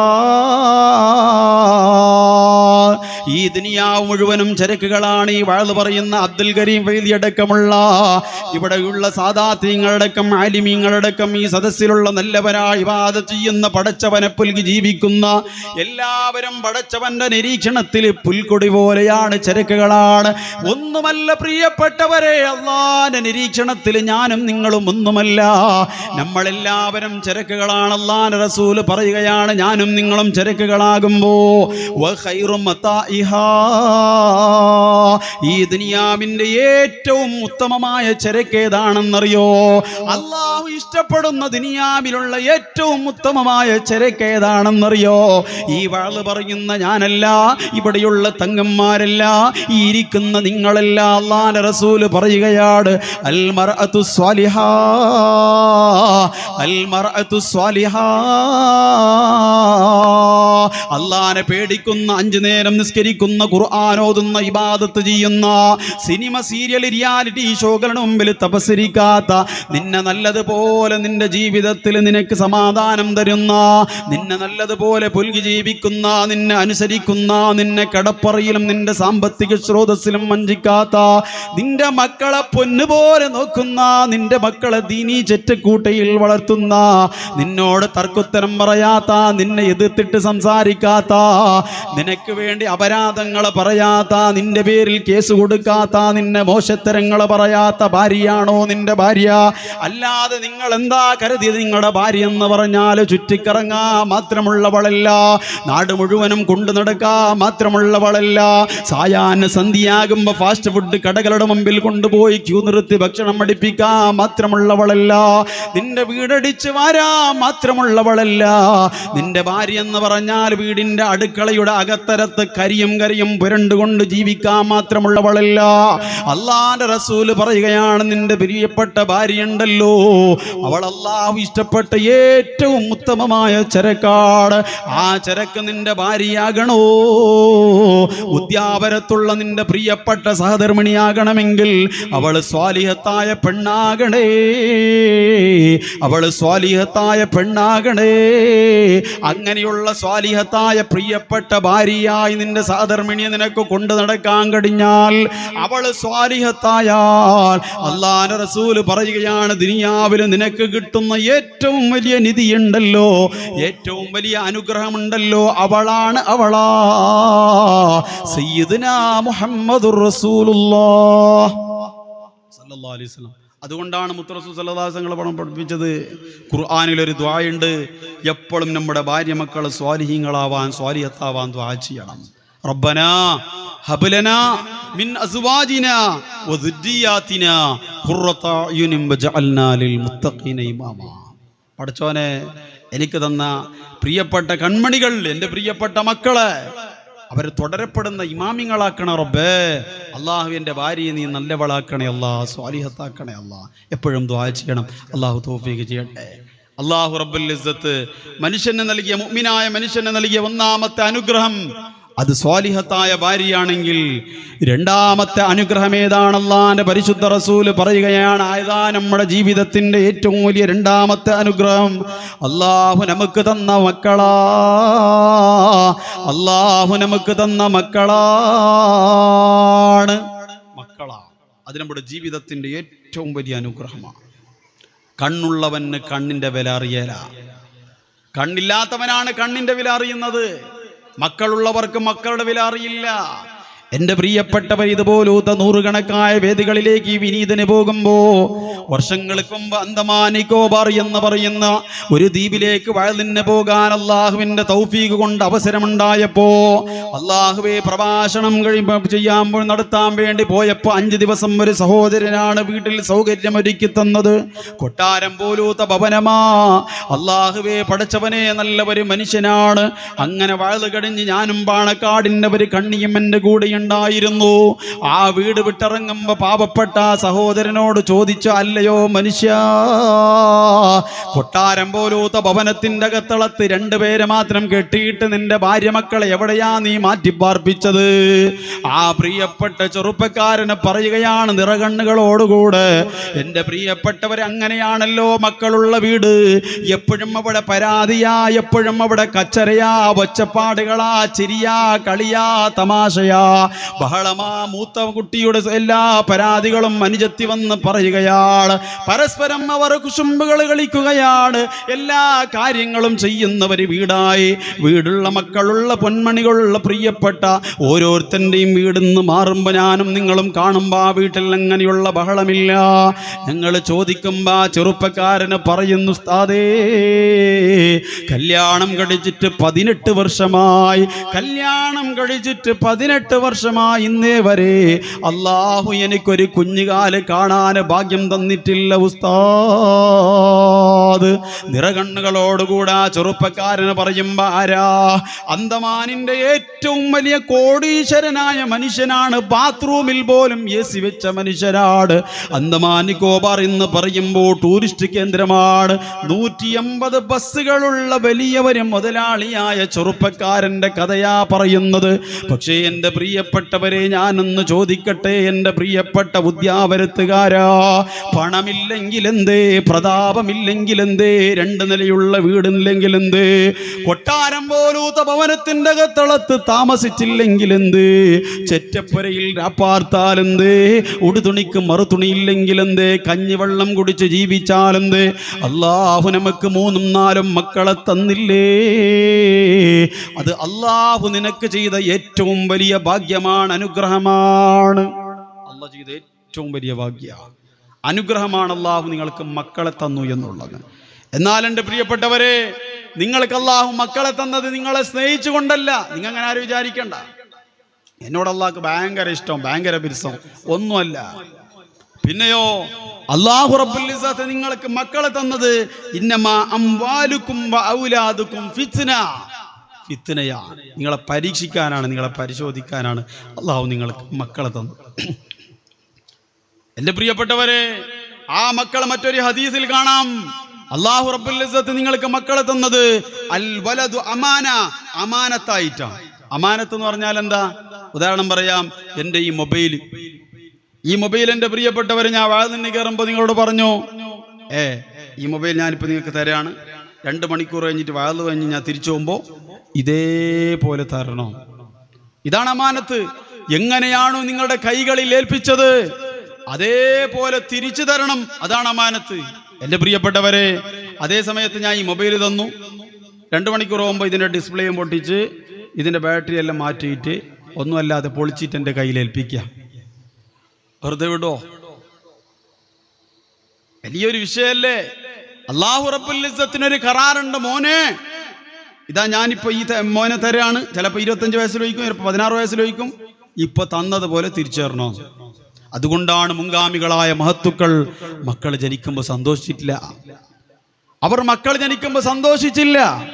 ഒരു മഹാനുഭാവനെ കുറിച്ച് പറയാണ്, അദ്ദേഹം ജീവിതത്തിൽ ചിരിച്ചിട്ടേ ഇല്ല. മാത്തബുനുഹു, അദ്ദേഹത്തിന്റെ മകൻ മരിച്ചപ്പോൾ ഭയങ്കര സന്തോഷമായി. അയാൾ ചിരിക്കുക. ആളുകൾ ചോദിച്ചു, അല്ലയോ മനുഷ്യ, നിനക്ക് എന്താ ഭ്രാന്തുണ്ടോ? എന്തേ, ആരെങ്കിലും മക്കൾ മരിച്ചപ്പോൾ ചിരിക്കോ? മക്കൾ മരിച്ചപ്പോൾ ആരെങ്കിലും ചിരിക്കോ? അയാൾ പറഞ്ഞ മറുപടി എന്താണെന്നറിയോ? ഞാൻ വെറുതെ ചിരിച്ചല്ല, അള്ളാഹു എങ്ങനെ എനിക്ക് തന്നു അതേ രീതിയിൽ ഇത്രയും വയസ്സ് കഴിഞ്ഞ് എൻ്റെ പ്രിയപ്പെട്ട പൊന്നുമോൻ അള്ളാഹു തിരിച്ചു വിളിക്കുമ്പോ എനിക്ക് കൊടുക്കാൻ കഴിഞ്ഞു. എൻ്റെ പ്രിയപ്പെട്ട ഉദ്യാവരത്തുള്ള വിജ്ഞാന സദസ്സിലുള്ളവരോട് ചോദിക്കട്ടെ, അല്ലാഹു റബ്ബുൽ ഇസ്സത്ത് നിങ്ങൾക്ക് മക്കളെ തന്നില്ലേ? ഇന്ന് 16-17 വയസ്സുള്ളവര് പ്രിയപ്പെട്ട തങ്കക്കുടത്തെ അല്ലാഹു നിനക്ക് സമ്മാനിച്ചവര് പ്രിയപ്പെട്ട പൊന്നുമോനെയോ പൊന്നുമോളെയോ ചോദിക്കുകയാണ്, എൻ്റെ പ്രിയപ്പെട്ടവനെ 16 വർഷത്തിന്റെ മുമ്പ് നിനക്ക് ഞാൻ തന്നില്ലേ? ആ 16 വർഷത്തിന്റെ മുമ്പ് തന്നതുപോലെ തിരിച്ചു എന്ന് പടച്ചവനെ ചോദിച്ചാൽ എത്ര പേർക്ക് കൊടുക്കാൻ എൻ്റെ കഴിയും? എൻ്റെ പ്രിയപ്പെട്ടവരെ എത്ര പേർക്ക് കൊടുക്കാൻ കഴിയുമെന്ന് ആലോചിച്ചു നോക്ക്. അള്ളാഹ് ചോദിക്കാണ്, പണ്ട് ലേബർ റൂമില് 16 വർഷത്തിന് മുമ്പ് എങ്ങനെയാണ് തന്നത്? അതുപോലെ തിരിച്ചുതാ എന്ന് പറഞ്ഞാൽ എൻ്റെ പ്രിയപ്പെട്ടവർ എത്ര പേർക്കാ കൊടുക്കാൻ പറ്റുക? 16 വയസ്സുള്ള പ്രിയപ്പെട്ട പൊന്നുമോനെ കുറിച്ച് ഇന്ന് പരാതികളാ, പരിഭവങ്ങളാ. ഉസ്താദേ ഞാൻ പറഞ്ഞതുപോലെ അനുസരിക്കുന്നില്ല. 7ാം ക്ലാസ് കഴിഞ്ഞ് മദ്രസ നിർത്തി വീടിൻ്റെ അകത്തളത്തേക്ക് വരുന്ന പ്രിയപ്പെട്ട പൊന്നുമോനെ നോക്കാൻ പോലും പ്രിയപ്പെട്ട രക്ഷിതാക്കൾക്ക് ഇന്ന് പേടിയാ. മക്കൾ കണ്ണുരുട്ടുകയാണ്, അടിക്കാൻ വരികയാണ്, മക്കൾ പീഡിപ്പിക്കുകയാ, പേടിപ്പിക്കുകയാ. മക്കളെ പേടിച്ച് ജീവിക്കേണ്ട കാലഘട്ടത്തിലാണെന്ന് പരാതി പറയുന്ന എൻ്റെ പ്രിയപ്പെട്ട ഉമ്മ, മക്കളെ പേടിക്കേണ്ട ഒരവസ്ഥയിലേക്ക് രക്ഷിതാക്കൾ പോലും എത്തുന്ന ഒരു കാലം സംജാതമാകുമ്പോ പടച്ചവനെ പാതിരാത്രി വരെ അനാചാരങ്ങൾ ചെയ്യുന്ന മക്കളോട് സംസാരിക്കാൻ പേടിയാ. പാതിരാത്രി വരെ ടർഫിൽ കളിച്ചുകൊണ്ട് അല്ലാഹുവേ 3 മണിയും 4 മണി വരെ ഏതെങ്കിലും ബസ് സ്റ്റാൻഡിൽ ഒരു അലവലാദികളെ പോലെ തിരിഞ്ഞ്, പേപട്ടികളെ പോലെ തിരിഞ്ഞ് വീടിൻ്റെ അകത്തളത്തേക്ക് കുച്ചിലിലൂടെ കടന്നു വരുന്ന പ്രിയപ്പെട്ട പൊന്നുമോന് ചോദ്യം ചെയ്യാൻ പോലും പേടിക്കുന്ന എൻ്റെ പ്രിയപ്പെട്ട മുസ്ലിം ഉമ്മത്തേ, അല്ലാഹുവേ പടച്ചവനെ, നിങ്ങൾ ഇന്ന് മക്കളെ കുറ്റപ്പെടുത്തുകയാണ്, മക്കളെ ആക്ഷേപിക്കുകയാണ്, മക്കളെ കാര്യത്തിൽ നിങ്ങൾ ആക്ഷേപങ്ങൾ പറയുകയാണ്. അല്ലാഹുവിന്റെ റസൂല് പറയുകയാണ്, മക്കളെ കുറ്റപ്പെടുത്തല്ലേ, മക്കളെ ആക്ഷേപിക്കല്ലേ, മക്കളെ നിങ്ങൾ തെറി വിളിക്കല്ലേ. ആ പ്രിയപ്പെട്ട പൊന്നോമനകളല്ല പ്രിയപ്പെട്ടവരെ അതിൻ്റെ കാരണക്കാർ. ആ മക്കൾ വഴിപിഴക്കാനുള്ള കാരണക്കാരാരാണെന്ന് അല്ലാഹുവിന്റെ റസൂല് പറയുകയാണ്. കുല്ലു മൗലൂദിൻ യൂലദു അലൽ ഫിത്റ. ആ പ്രിയപ്പെട്ട നിന്റെ തങ്കക്കുടമുണ്ടല്ലോ, 16 വയസ്സായ നിന്റെ പൊന്നുപോലെ നീ പറഞ്ഞതുപോലെ കേൾക്കുന്നില്ല, അനുസരിക്കുന്നില്ല. മൂക്കിന്റെ താഴെ മീശ മുളക്കാത്ത പ്രിയപ്പെട്ട പൊന്നുമോനെ വാപ്പാനെ കടാരം എടുത്തിട്ട് കൊല്ലുകയാണ്, ഉമ്മാനെ തലക്കടിച്ച് കൊല്ലുകയാണ്. 12 വയസ്സുള്ള കുഞ്ഞുവാവ കയ്യിൽ കളിപ്പാട്ടം പിടിക്കേണ്ട പ്രിയപ്പെട്ട തങ്കക്കുടമുണ്ടല്ലോ, 10 വയസ്സുള്ള തൻ്റെ കുഞ്ഞന് ജത്തിക്ക് MDMA കൊടുക്കുന്ന ലോകത്താണ് എൻ്റെ പ്രിയപ്പെട്ടവരെ. ആരോട് പറയാനാ? സ്വന്തം ജ്യേഷ്ഠന് അനുജത്തിക്ക് വ്യഭിചരിക്കുന്ന കാലഘട്ടമാ. സ്വന്തം പ്രിയപ്പെട്ട ഉമ്മാന്റെ മാരിടത്ത് പിടിച്ച് അല്ലാഹുവേ അശ്ലീലങ്ങൾ പ്രകടിപ്പിക്കുന്ന പൊന്നോമന മക്കളുടെ കാലഘട്ടത്താ. കഞ്ചാവടിച്ചുകൊണ്ട് സ്വന്തം പ്രിയപ്പെട്ട ഉമ്മാന്റെ ശരീരത്തിൽ കേടി നൃത്യം ചവിട്ടുന്ന കാലഘട്ടത്താ. വ്യഭിചാര സല്ലാപം നടത്തുന്ന കാലഘട്ടത്താ. സ്വന്തം പ്രിയപ്പെട്ട വാപ്പ എന്തെങ്കിലും വാക്ക് പറയുമ്പോ പൊന്നുമോന്റെ മോശത്തരങ്ങൾ കാണുമ്പോ സഹിക്കാവയ്യാതെ പറഞ്ഞതിന്റെ പേരിൽ പാതിരാത്രിയിൽ കടാരമെടുത്ത് കൊന്നുപോയ പൊന്നുമോന്റെ ലോകത്ത് ജീവിക്കുമ്പോ പല പരാതികളും കിംബരന്തികളും പല മോശത്തരങ്ങളും അശ്ലീലങ്ങളും ഭൗതിക ലോകത്ത് കേൾക്കുമ്പോ മക്കളെ കുറിച്ച് കുറ്റം പറയുന്ന, ആ പൊന്നോമനകളുടെ കൂട്ടുകാരെ കുറിച്ച് കുറ്റപ്പെടുത്തുന്ന, മക്കളെ സ്വഭാവദൂഷത്തെ കുറിച്ച് എല്ലാ പരാതികളും ഉന്നയിക്കുന്ന എൻ്റെ പ്രിയപ്പെട്ട ഉദ്യാപരത്തുള്ള മുസ്ലിമേ, അവനെ വഴിപിഴപ്പിച്ചത് ആരായെന്നുള്ളാന്റെ റസൂല് പറയുകയാ. 16 വയസ്സിന്റെ മുമ്പ് നിന്റെ പൊന്നുമോന് കള്ളുകുടിയനല്ല, 16 വയസ്സിന്റെ മുമ്പ് MDMA കണ്ടവനല്ല, പെണ്ണ് പിടിച്ചവനല്ല, വ്യഭിചരിച്ചവനല്ല, അശ്ലീലം പരത്തിയവനല്ല, വാപ്പാനെ കടാരമെടുത്ത് കൊല്ലാമെന്നവനല്ല, തിന്മകളെ പരത്തിയവനല്ല, പാതിരാത്രിയിൽ ടെർഫിൽ കളിച്ചവനല്ല, ഒന്നുമല്ലാത്ത നിഷ്കളങ്കമാകുന്ന നിറകൂടത്തെ ഈ 16 വയസ്സ് കഴിയുമ്പോ വഴിപിഴപ്പിച്ചത് ആരാണ് എന്ന് മുത്തുനബി തങ്ങൾ പറയുകയാണ്. വാപ്പയും ഉമ്മയാകുന്ന നിങ്ങളാണ്, വാപ്പയും ഉമ്മയുമാകുന്ന നിങ്ങളാണ് ആ മക്കളെ വഴിപിഴപ്പിച്ചത്. മക്കളെ വഴിപിഴച്ചാൽ അതിൻ്റെ 90% ഉത്തരവാദിത്വം ആരേറ്റെടുക്കേണ്ടി വരും? രക്ഷിതാക്കളാകുന്ന നിങ്ങളേറ്റെടുക്കേണ്ടി വരും. അള്ളാഹു കാത്ത് രക്ഷിക്കട്ടെ. ഒരു മനോഹരമായ ഹദീസിൽ കാണാം, അള്ളാഹിന്റെ പരിശുദ്ധ റസൂൽ സല്ലല്ലാഹു അലൈഹി വസല്ലം തങ്ങൾ പറയാണ്, വലതുക റൈഹാനു, നിങ്ങളുടെ മക്കളുണ്ടല്ലോ അത് പുഷ്പങ്ങളാണ്. നിങ്ങളുടെ മക്കൾ പുഷ്പങ്ങളെ പോലെയാണ്. അങ്ങനെയല്ലേ സമ്മാനിക്കുന്നേ? 7 വർഷം വരെ ആ പൊന്നോമനകളെ നിങ്ങൾ മുത്തിമണക്കുകയാണ്. മറ്റൊരു ഹദീസിൽ കാണാം, ലായിബു ഔലാദക്കും സബആ, നിങ്ങളുടെ മക്കളെ 7 വർഷം വരെ നിങ്ങൾ അടിക്കണ്ട, ഇടിക്കണ്ട, ശകാരിക്കണ്ട, കുറ്റപ്പെടുത്തണ്ട. അവരോട് നിങ്ങൾ കളിക്കണം. കളിക്കേണ്ട പ്രായമാണ്. 7 വർഷം വരെ ഒരു പൊന്നുമോനെയും തൊടാനോ അടിക്കാനോ ഇടിക്കാനോ ഒരു ഉമ്മക്കും ഒരു ശകാരിക്കാനോ അവകാശമില്ല. കളിക്കാനുള്ള സമയമാണ്. 7 വർഷം വരെ നമ്മുടെ പൊന്നോമനകൾ നമ്മുടെ കളിക്കൂട്ടുകാരാ. കളിച്ചും ചിരിച്ചും ആ പ്രിയപ്പെട്ട പൊന്നുമക്കളെ നമ്മുടെ ജീവിതത്തിൽ അവരെ പുൽകുക. അടിക്കാൻ അവകാശമില്ല. ഇന്ന് 3.5 വയസ്സാകുമ്പോഴെന്നെ 10 കിലോയുള്ള കുഞ്ഞിന്റെ ചുമലിൽ 15 കിലോ ഭാരമുള്ള ബാഗ് എടുത്തിട്ട് ആ പ്രിയപ്പെട്ട മക്കളെ നമ്മൾ സ്കൂളിലേക്ക് കലാലയങ്ങളിലേക്ക് പറഞ്ഞേക്കാം. എന്നിട്ടോ 10ാം ക്ലാസ് കഴിയുമ്പോൾ എവിടെയെങ്കിലും അവന് മത്സ്യക്കച്ചവടം, അല്ലെങ്കിൽ മൊബൈലിന്റെ വീട്ടിലുണ്ടാവും, അല്ലെങ്കിൽ പച്ചക്കറി കച്ചവടം ചെയ്യുന്നുണ്ടാവും. എന്നാലും ചോദിക്കേ, നിങ്ങൾക്കറിയോ ലോകത്ത് ടെക്നോളജികളുടെ മൂർധാവിൽ മുങ്ങിക്കുളിക്കുന്ന ഒരു രാജ്യമാണ് ചൈന. ആ ചൈനയിൽ വലിയ ബുദ്ധിശക്തിയും നല്ല ചിന്താശക്തിയുമുള്ള വലിയ ഗവേഷകരെ വാർത്തെടുത്ത് ലോകത്തിന് സമ്മാനിച്ച നാടാണ് ചൈന. ആ ചൈനയിൽ 1ാം ക്ലാസ്സിന് ചേർക്കുന്നത് 11 വയസ്സിലാണ്. 11 വയസ്സിലാവുമ്പോൾ നമ്മളെ മക്കൾ 11 വയസ്സാകുമ്പോൾ ഏതെങ്കിലും കുരുത്തക്കേട് മോശത്തരങ്ങളിലൂടെ നമ്മുടെ മക്കൾ നീങ്ങിക്കൊണ്ടിരിക്കുന്ന അവസ്ഥയാണ്. ആലോചിച്ച് നോക്കിയേ.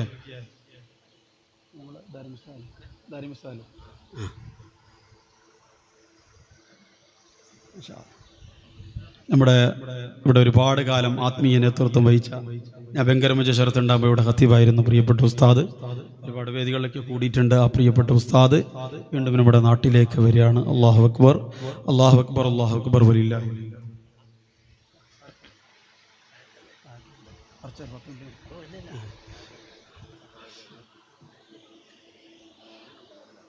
എല്ലാവരും ഇരിക്കും.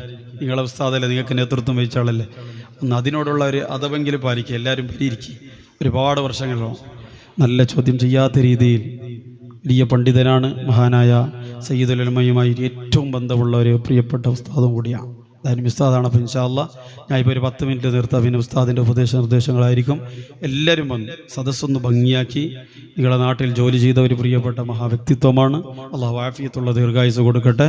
അപ്പോൾ ഇൻഷാ അല്ലാഹ് ഞാൻ ഈ ഓതി വെച്ച ഹദീസ് ഒന്ന് പറഞ്ഞ് അവസാനിപ്പിക്കാം. എൻ്റെ പ്രിയമുള്ള മുഅ്മിനീങ്ങളെ, ഒരു 11 മണിയാകുമ്പോൾ ഞാൻ നിർത്തും.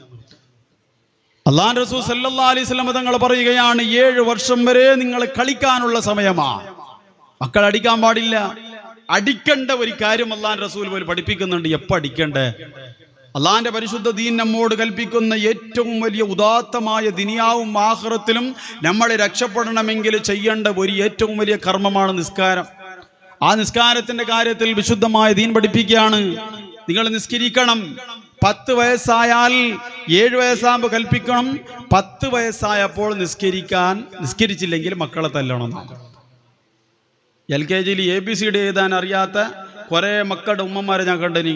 ഓൺലൈൻ ക്ലാസിന്റെ സമയത്ത് അടിച്ച് ഇടിച്ച് പടച്ചറബ് ആ മക്കളെ, ആ കുട്ടികളിൽ നിന്ന് ഹയാത്തുണ്ടോ മരിച്ചിനൊന്നും അറിയില്ല. അങ്ങനെ അടിയാണ്. ABCD അറിയാത്ത. ഒന്നാലോചിച്ച് നോക്കിയേ. തല്ലലെന്നെ, അടിയെന്നെ, ഇടിയെന്നെ. 5-6 വയസ്സാകുമ്പോൾ മക്കളെ പറഞ്ഞതുപോലെ കേട്ടില്ലെങ്കിൽ ശപിക്കും. പ്രിയപ്പെട്ട ഉമ്മമാരെ, മക്കളെ ഒരിക്കലും നിങ്ങൾ ശപിക്കാനുള്ളതല്ല. വിശുദ്ധമായ ദീൻ പോലും എല്ല് പൊട്ടാത്ത അടി നിങ്ങൾ അടിക്കണമെന്ന് പറഞ്ഞ ഒരു ഏറ്റവും മരുമപ്രധാനമായ വിഷയമുണ്ടെങ്കിൽ അത് നിസ്കാരം. അടിക്കാൻ പാടില്ല 7 വർഷം വരെ. അല്ലാഹുവിന്റെ പരിശുദ്ധ റസൂൽ പറയുകയാണ്, വഖാദിമുക സബആ. 7 വയസ്സ് മുതൽ 14 വയസ്സ് വരെ നിങ്ങളുടെ മക്കളുണ്ടല്ലോ, ആ മക്കൾക്ക് നിങ്ങൾ സേവനം ചെയ്യേണ്ടവരാണ്, അവരുടെ ഖാദിമീങ്ങളാണ് എന്ന് പറഞ്ഞാൽ മറ്റൊരു ഹദീസിൽ കാണാം, അദ്ദിബു സബആ. 7 മുതൽ 14 വരെ ആ മക്കൾക്ക് നിങ്ങൾ നല്ലവണ്ണം മര്യാദ പഠിപ്പിക്കണം. തല്ലേണ്ട അടുത്ത് തല്ലണം, തിരുത്തേണ്ട അടുത്ത് തിരുത്തണം, ശകാരിക്കേണ്ട അടുത്ത് ശകാരിക്കണം. മക്കളെ തെറ്റുകൾ കാണുമ്പോൾ 14 വയസ്സിന്റെ ഉള്ളിൽ ആ മക്കളെ തിരുത്തിക്കൊണ്ടുവരണം. ചെറുപ്രായത്തിൽ തന്നെ മക്കൾ എങ്ങനെയാണ് ഭക്ഷണം കഴിക്കേണ്ടത്, കിടന്നുറങ്ങിയ ബെഡ് മടക്കാൻ മക്കളോട് പറയണം. ചെറുപ്രായത്തിൽ തന്നെ മക്കൾ ഭക്ഷണം കഴിച്ച് ആ പാത്രം കഴുകി വെക്കാൻ പറയണം. ഇത് എപ്പോ പറയുന്നത്? 23 വയസ്സിൽ പറയേണ്ടത്. എപ്പോ? 9 വയസ്സിൽ. 9 വയസ്സിൽ പറയേണ്ടത് 23 വയസ്സിൽ പറഞ്ഞാൽ ആ മക്കൾ കേൾക്കോ? പിന്നെ അടിക്കാത്ത മോൻ അടിക്കാല്ലേ, നീ ആരുടാ നീ ഇപ്പൊ പറയാൻ? അന്ന് ഭയങ്കര കൊണ്ടാട്ടാക്കി.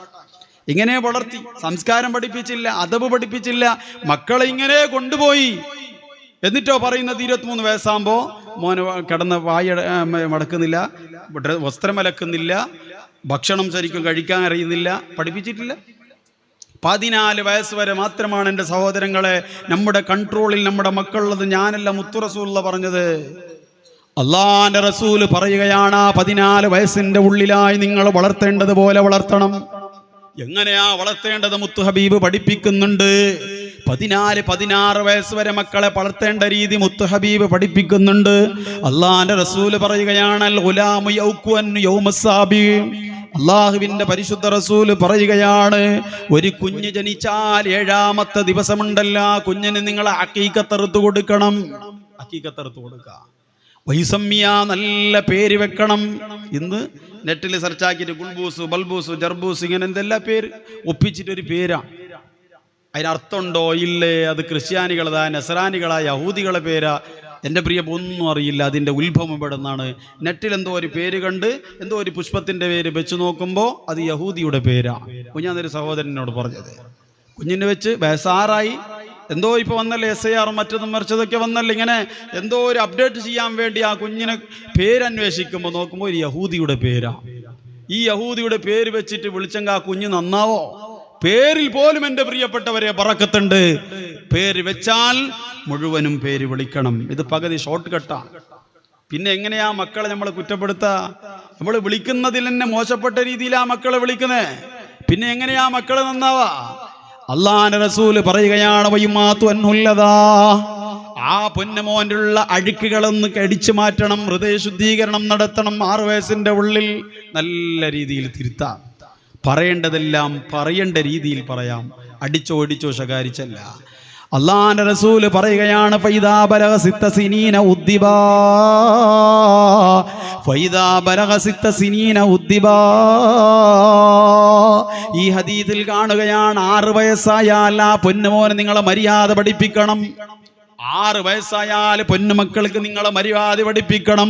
ഒരു വാപ്പ മക്കൾക്ക് നൽകുന്ന ഏറ്റവും വലിയ സമ്മാനം എന്തെന്നറിയോ? നീ ലാപ്ടോപ്പ് വാങ്ങിക്കൊടുക്കലല്ല മകനെ, എഞ്ചിനീയർ ആക്കലല്ല, ഡോക്ടറാക്കലല്ല, മൊബൈൽ വാങ്ങിക്കൊടുക്കല്ല, വിലപിടിപ്പുള്ള ഒരുപാട് സർപ്രൈസ് ഗിഫ്റ്റുകൾ കൊടുക്കലല്ല. അള്ളാന്റെ റസൂല് പറഞ്ഞു, ഒരു വാപ്പ മക്കൾക്ക് നൽകുന്ന ഏറ്റവും വലിയ സമ്മാനം അത് സംസ്കാരമാണ്, അദബാണ്. എന്നിട്ട് അല്ലാഹുവിന്റെ റസൂൽ പറയുകയാണ്, ഫൈദാ ബലഗ 10 സിനീന ഉസില ഫിറാശുഹു. 10 വയസ്സായാൽ ഭാര്യയും ഭർത്താവും വാപ്പയും ഉമ്മയും കിടക്കുന്ന മുറിയിൽ മക്കളെ കിടത്തരുത്. എന്താണ് പ്രശ്നം? പ്രശ്നമൊന്നുമില്ല. 16 വയസ്സുകാരിയായ ഒരു പെണ്ണ് മിനിയാന്ന് ഗർഭിണിയായി.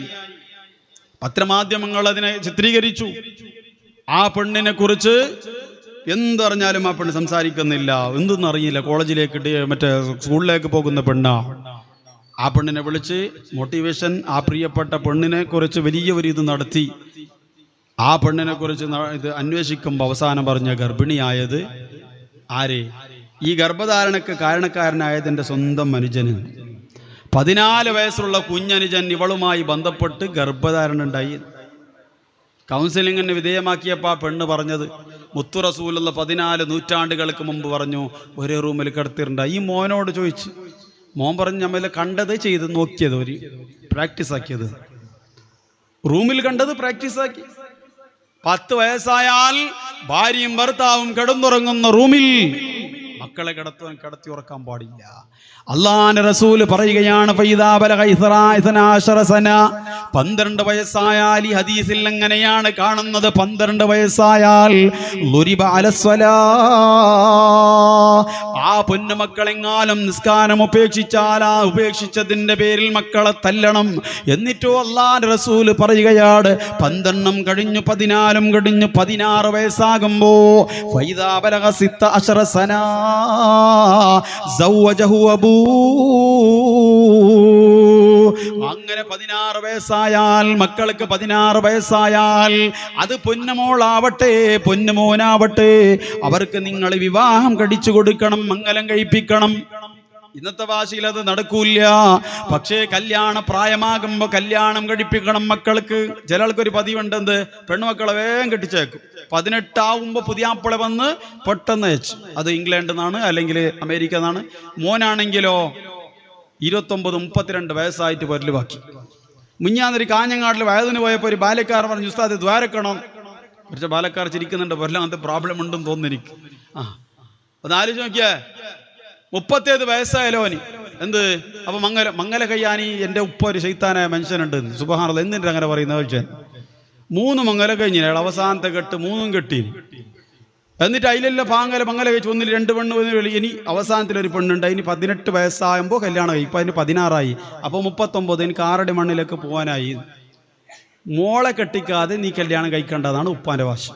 എന്നാലോചിച്ച് നോക്കിയേ, ആ മക്കളെങ്ങാലും തിന്മയിലേക്ക് പോയാൽ, മോശത്തരത്തിലേക്ക് പോയാൽ അതിന്റെ ഉത്തരവാദി നിങ്ങളാണ്. അള്ളാന്റെ റസൂലാണ് പറയുന്നത്. പിന്നെയോ അള്ളാന്റെ റസൂല് പറയുകയാണ്, തുമ്മ അഖദ ബിയദിഹി, പിന്നെ പൊന്നുമോന്റെയോ പൊന്നുമോളുടെയോ കല്യാണപ്രായമായാൽ അതുവരെ മക്കളോട് നിങ്ങൾക്ക് ഉത്തരവാദിത്തമുണ്ടെന്നാണ് പറയുന്നത്. അവന്റെ കൈ നിങ്ങൾ പിടിക്കണം. ഇന്ന് പിടിക്കും, പിടിച്ച് ചോദിക്കും, എത്ര ആൾ മോനെ പോന്നെ? വെടിപൊട്ടിക്കുന്നാരി, കുറകജ്ജൻ്റെ വേഷം ഇടുന്നാരി, പിന്നെ ആരാണ് മുമ്പിൽ പോകുന്നത്, ആരാണ് മറ്റേ അറപൊടിയാക്കുന്നാരി, എല്ലാം സെറ്റിംഗ് ആയിന, വെടിൻ്റെതെല്ലാം സെറ്റായിന. ഇന്നല്ലേ തരിമൂക്കില്ലാത്ത കുറെ കാരണവന്മാർ നിക്കാഹിലേക്ക് പോലും പോയി. ബറക്കത്ത് ആദ്യം തന്നെ നഷ്ടപ്പെട്ടു. 11 മണിക്കാണ് വിവാഹം നിശ്ചയിച്ചതെങ്കിൽ ഞാൻ പറയാണ്, നോക്കൂ, ഏത് മതത്തിലും ഇതുപോലെയില്ല, നമ്മുടെ മതത്തിൽ മാത്രം. അമുസ്ലിമീങ്ങൾ നോക്ക്, മുഹൂർത്തം എൻ്റെ പ്രിയപ്പെട്ടവരെ, അത് എത്ര വലിയ ആരാണെങ്കിലും, ഏത് രാജ്യത്തിൽ നിന്ന് വരുന്നവനാണെങ്കിലും, അവർ ഒരു മുഹൂർത്തം വെച്ചാൽ അത് 11 മണി എന്ന് പറഞ്ഞാൽ 11 മണിക്ക് തന്നെ ആയിരിക്കും. ലോക ചരിത്രത്തിൽ നമ്മളെ ജമാഅത്തിൽ, ഞാനടക്കമുള്ള മഹല്ലത്തിലെ സമയം കൃത്യബന്ധിതമായി കൃത്യസമയത്ത് കല്യാണം നടന്ന ഒരു ചരിത്രം ലോകത്തുണ്ടോ? 11 മണിക്ക് പറഞ്ഞാൽ 11:15, 11:30, 12:15 ദൂർന്ന് വാങ്ങാനാവും വരുന്നത്. അങ്ങനത്തെ ബന്ധങ്ങൾ നിലനിൽക്കുന്നുമില്ല. കാരണം എന്താ? നിങ്ങൾ മാത്രം പുരുഷത്തുള്ള ആളെന്ന് വിചാരിക്കണം, നിങ്ങൾ മാത്രം തിരക്ക് പിടിച്ച ആളെന്ന്. എല്ലാവരും ബിസിയാണ് അവിടെ ഇരിക്കുന്ന. ഓരോരുത്തരുടെ 10 മിനിറ്റ് പോകുമ്പോ 500-1000 പേരവിടെ കൂടുമ്പോ, ആ ഓരോരുത്തരുടെയും 10 മിനിറ്റ് പോകുമ്പോ സമയത്തിന്റെ ബറക്കത്ത് പോയി മക്കളെ. പിന്നെ എങ്ങനെയാണ് ആ ബന്ധം പിന്നെ നല്ല രീതിയിൽ മുന്നോട്ട് പോയി ആ ബന്ധത്തിലൂടെ ജനിക്കുന്ന മക്കളെ നന്നായി കുടുംബജീവിതം സ്വർഗം വരെ എത്തുക? സമയത്തിൽ അല്ലാഹുവിന്റെ റസൂൽ സമയത്തിൽ പോലും ദുആ ചെയ്തിട്ടില്ലേ ബറക്കത്തിന് വേണ്ടി? സമയത്തിന്റെ ബറക്കത്തിന് വേണ്ടി പോലും മുത്തഹബീബ് ദുആ ചെയ്തിട്ടില്ലേ? പിന്നെ എന്തിനാണ്? അല്ലെങ്കിൽ ഒരു സമയം നിശ്ചയിക്കാൻ പാടില്ല. സമയം കൃത്യബന്ധമായിരിക്കണം. കൃത്യസമയത്ത് തന്നെ ഇന്ന് മുതൽ ഒരു തീരുമാനമെടുത്തോ. ചില ഒരു ഷോ ഉണ്ട്, അളിയൻ വരാനുണ്ട്. ജീവിതത്തിൽ ഒരുങ്ങാത്തവന്റെ അവസാനത്തെ ഒരുക്കല്ല ഒരുങ്ങിയിട്ട് ഒരു അളിയന് വേണ്ടി കാത്തിരിക്കുന്നത് 1000 ആൾക്കാർ. ലോകത്ത് നടക്കുന്ന കഥ ഞാൻ പറയുന്നേ. ചില ആൾക്കാർ, കഴിഞ്ഞ വർഷം ഞാൻ ഉണ്ടായ ഒരു മഹല്ലത്തില് ഞാൻ പറഞ്ഞ അസ്രസ്കാരത്തിന് കൃത്യമായിട്ട് വിവാഹം നടക്കണം. എല്ലാവരും വന്നു, ഉസ്താദുമാർ, തങ്ങന്മാർ, വലിയ വലിയ സമസ്തയുടെ നേതാക്കളൊക്കെ വന്നു. 3/4 മണിക്കൂർ കഴിഞ്ഞിട്ടാണ് വന്നത്. ശരിക്കും ഞാൻ ചൂടായി. അവസാനം നിക്കാഹെല്ലാം കഴിഞ്ഞ ശേഷം പറഞ്ഞത്, ഉസ്താദ് ബേജാറാക്കിയിരുന്നത്, തലകെട്ട് കെട്ടുന്നോ വന്നിട്ടില്ല. ഞാൻ ചോദിച്ചു, നീ മൊയിലാറാ? അല്ല, ഈ തലകെട്ട് കെട്ടുന്ന ഒരു പകയന് വേറെ ഇപ്പൊ ഉണ്ട്, എത്തിയിട്ടില്ല. ഇങ്ങനെയാണ് എൻ്റെ പ്രിയപ്പെട്ട ഇന്നത്തെ യുവാക്കൾ. ആരെന്ത് പറഞ്ഞാലും വീട്ടിൻ്റെ ഒരു മൂപ്പന്മാരില്ല, പറയാൻ ആളുകളില്ല, നേതൃത്വം വഹിക്കാൻ എല്ലാവരെയും മടക്കി ഒതുക്കി ഇരുത്തി. ചങ്ങായിമാർ എന്ത് പറഞ്ഞ അതേപോലെ ഉപ്പാരെയും മിണ്ടാതിരുത്തും, കാടവന്മാരെയും മിണ്ടാതിരുത്തും, എല്ലാവരെയും മടക്കി ഒതുക്കി ഇരുത്തി. അവസാനം ഇവന്റെ രാജ്യഭാരമാണ് കണ്ടുകൊണ്ടിരിക്കുന്നത്. എൻ്റെ പ്രിയപ്പെട്ട നാഥനില്ലാത്ത ഒരു വീടായി നിക്കാഹ് എന്ന് മാറിക്കൊണ്ടിരിക്കുകയാണ്. അതിന്റെ ബറക്കത്ത് നഷ്ടപ്പെടുകയാണ്. അത് അനുഭവിക്കുന്നതിന്റെ ജീവിതം മുഴുവനുമാണ്. അള്ളാഹു നമ്മളെ കാത്തു രക്ഷിക്കട്ടെ. ചുരുക്കി പറയട്ടെ, അള്ളാഹുവിന്റെ റസൂല് പറയുകയാണ്, അങ്ങനെ ഉപ്പ കൈപിടിക്കണം. അത് മകനാവട്ടെ മകളാവട്ടെ, ആരുടെ വിവാഹമാണെങ്കിൽ, ആരാണ് കല്യാണ വിരുന്നിലേക്ക് വരുന്നത്, ആ കല്യാണ വിരുന്നിലേക്ക് വരുന്ന ആരെയും നീ മൈൻഡ് ചെയ്യാതെ പ്രിയപ്പെട്ട പൊന്നുമോന്റെയോ പൊന്നുമോളുടെയോ കൈപിടിച്ചുകൊണ്ട് പറയണം, കത് അദ്ദബ്തുകാവ അല്ലം തുകാവ അൻകഹ്തുക അഊദു ബില്ലാഹി മിൻ ഫിത്നതിക ഫിദ്ദുനിയാ വഅദാബിക ഫിൽ ആഖിറ. അല്ലാഹുവിന്റെ റസൂൽ പറയുകയാണ്, നീ പറയണം, നിന്റെ പൊന്നുമോന്റെ പൊന്നുമോളുടെ കൈപിടിച്ച് പറയണം, മോളെ നിനക്ക് ഞാൻ മര്യാദ പഠിപ്പിച്ചു, വഅല്ലംതുക നിനക്ക് ഞാൻ ഇൽമ പഠിപ്പിച്ചു, മാത്രമല്ല ഭൗതികവും ധാർമ്മികവുമായ എല്ലാ മൂല്യങ്ങളും നിനക്ക് ഞാൻ പഠിപ്പിച്ചു. ഇനിയോ നിനക്കും എനിക്കും ഭൗതിക ലോകത്ത് എന്ത് കൃത്രിമത ചെയ്താലും മോശത്തരങ്ങൾ ചെയ്താലും ഇതുവരെ റബ്ബിനോട് ഉത്തരം പറയേണ്ട ആള് ഞാനായിരുന്നു. പക്ഷേ ഇന്ന് മുതൽ നീ ചെയ്യുന്ന ഒരു തെറ്റിനും ഞാൻ ഉത്തരവാദിയല്ല. അഊദു ബില്ലാഹി മിൻ ഫിത്നതിക ഫിദ്ദുനിയാ, ദുനിയാവിലുള്ള നിന്റെ ഫിത്നയിൽ നിന്ന് ഞാൻ അല്ലാഹുവിനോട് അഭയം തേടുകയാണ്. വഅഊദു ബിക മിൻ അദാബിക ഫിൽ ആഖിറ, പടച്ചവനോട് ആഖിറത്തിൽ നിന്റെ കാര്യത്തിൽ ഉണ്ടാകുന്ന ശിക്ഷയിൽ നിന്ന് ഞാൻ അഭയം തേടുകയാണെന്നൊരു ഉപ്പ തന്റെ പ്രിയപ്പെട്ട മക്കളുടെ കൈ പിടിച്ചുകൊണ്ട് കല്യാണവേളയിൽ പറഞ്ഞാൽ അവന്റെ ബാധ്യതകൾ തീരുകയാണ്. പറഞ്ഞു വരുന്നതിന്റെ പ്രിയപ്പെട്ടവരെ, 14 വയസ്സ് വരെ മാത്രമുള്ളൂ നിങ്ങളുടെ പ്രിയപ്പെട്ട മക്കളുമായി നിങ്ങൾക്ക് വളർത്താനും തീറ്റിപ്പോറ്റാനും ആ മക്കളെ പക്വതയിലേക്ക് എത്തിക്കാൻ, ആ മക്കൾക്ക് സംസ്കാരവും മതവും പഠിപ്പിക്കാനുള്ള അവസരം. അത് കഴിഞ്ഞാൽ വിദ്യാപരത്തുള്ള ഒരാൾക്കും കഴിയില്ല. ഇന്ന് പോയി 23 വയസ്സുള്ള പൊന്നുമോനോട് നീ ഉപദേശിച്ചാൽ ഉപദേശം പുൽകുകയില്ല. കാരണം അല്ലാഹുവിന്റെ റസൂല് പറഞ്ഞു 14 വയസ്സ് വരെ മാത്രമുള്ളൂ. ആ 14 വയസ്സ് കഴിഞ്ഞാൽ ആ നിന്റെ പ്രിയപ്പെട്ട പൊന്നുമോനുണ്ടല്ലോ, സുമ്മഹു അദുവുക ഔ ശരീകുക, ആ പൊന്നുമോന് വന്നിരിക്കലോ നിന്റെ ശത്രുവാൾ. നീ വളർത്തേണ്ടതുപോലെ വളർത്തിയില്ല, മര്യാദ പഠിപ്പിച്ചില്ല, അദബ് പഠിപ്പിച്ചില്ല, ഇൽമ പഠിപ്പിച്ചില്ല, മതത്തിൽ നിന്ന് അകറ്റി നിർത്തി ഭൗതികത്തിന്റെ ഏറ്റവും വലിയ സോപാനത്തിൽ മകനെ മുങ്ങിക്കുളിപ്പിച്ചാൽ അവൻ നിന്റെ ശത്രുവായി മാറുകയാണ്. ശരീക്കുക, അല്ലെങ്കിൽ നിന്റെ കൂട്ടുകാരനായി മാറുകയാണ്. 2 മിനിറ്റിൽ പറഞ്ഞുകൊണ്ട് അവസാനിപ്പിക്കട്ടെ. ശത്രുവായാൽ എന്താണ് എൻ്റെ പ്രിയപ്പെട്ടവരെ സംഭവിക്കുക? നാളെ പടച്ചവന്റെ ലോകത്തേക്ക് വിദ്യാപരത്തുള്ള ഉമ്മ പോകുമല്ലോ. അള്ളാന്റെ വിളി കേൾക്കുമ്പോ, ഇസ്രാഫീലിന്റെ 2ാമത്തെ വിളിയാളം കേൾക്കുമ്പോ ഉദ്യാപരത്തുള്ള ചില ഉമ്മമാരും ബാപ്പമാരും പോകുന്നത് എങ്ങനെയാണെന്നറിയോ? പുഞ്ചിരിച്ചുകൊണ്ടാണ്. കാരണം എന്തേ? ഒരുപാട് നിസ്കരിച്ചവരാ, ഖുർആൻ ഓതിയവരാ, സ്വതഖ ചെയ്തവരാ, ആരാധനയുടെ ആകാശയാമങ്ങളെ മുറിച്ചു കിടന്നവരാ.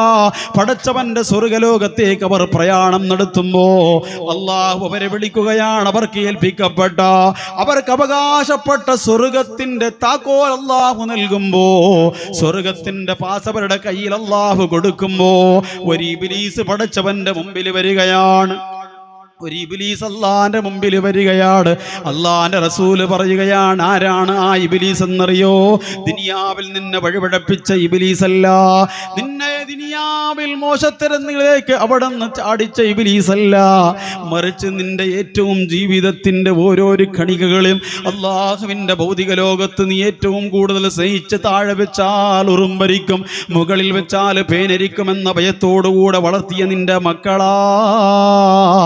ആ മക്കള് പടച്ചവന്റെ മുമ്പിൽ വന്നുകൊണ്ട് പറയുകയാണ്, റബ്ബേ ഇതെന്റെ വാപ്പയാണ് അല്ലാ, എന്റെ ഉമ്മയാണ് അല്ലാ. ഒരുപാട് നിസ്കരിച്ചവരാ ശരിയാ, ഖുർആൻ ഓതിയവർ ശരിയാ, നന്മകൾ ചെയ്തവരാണ് ശരിയാണ്. പക്ഷേ ഇത്രയെല്ലാം നന്മകൾ ചെയ്യുമ്പോഴും ശ്രദ്ധിക്കുമ്പോഴും എന്നെ ഉദ്യാപനം പള്ളിയിലേക്ക് അയക്കാത്ത ഉമ്മയാണ് അല്ലാ ഇത്, എന്നെ നിസ്കരിപ്പിക്കാത്ത വാപ്പയാണ് അല്ലാ ഇത്. എന്റെ തമ്മാടിത്തനങ്ങൾ കാണുമ്പോ കണ്ണടച്ചുകൊണ്ട് മകന് വിഷമമാവുമോ എന്ന് ചിന്തിച്ച് കണ്ണടച്ചിരുന്ന പ്രിയപ്പെട്ട ഉമ്മയാ അല്ലാ ഇത്. അല്ലാഹുവേ, എന്നെ ടർഫിലേക്കും മോശത്തരത്തിലേക്കും അവിടുന്ന് എത്തിക്കാൻ എനിക്ക് സമ്പത്ത് തന്ന ഉമ്മയാണ് അല്ലാ ഇത്, വാപ്പയാണ് അല്ലാ ഇത്.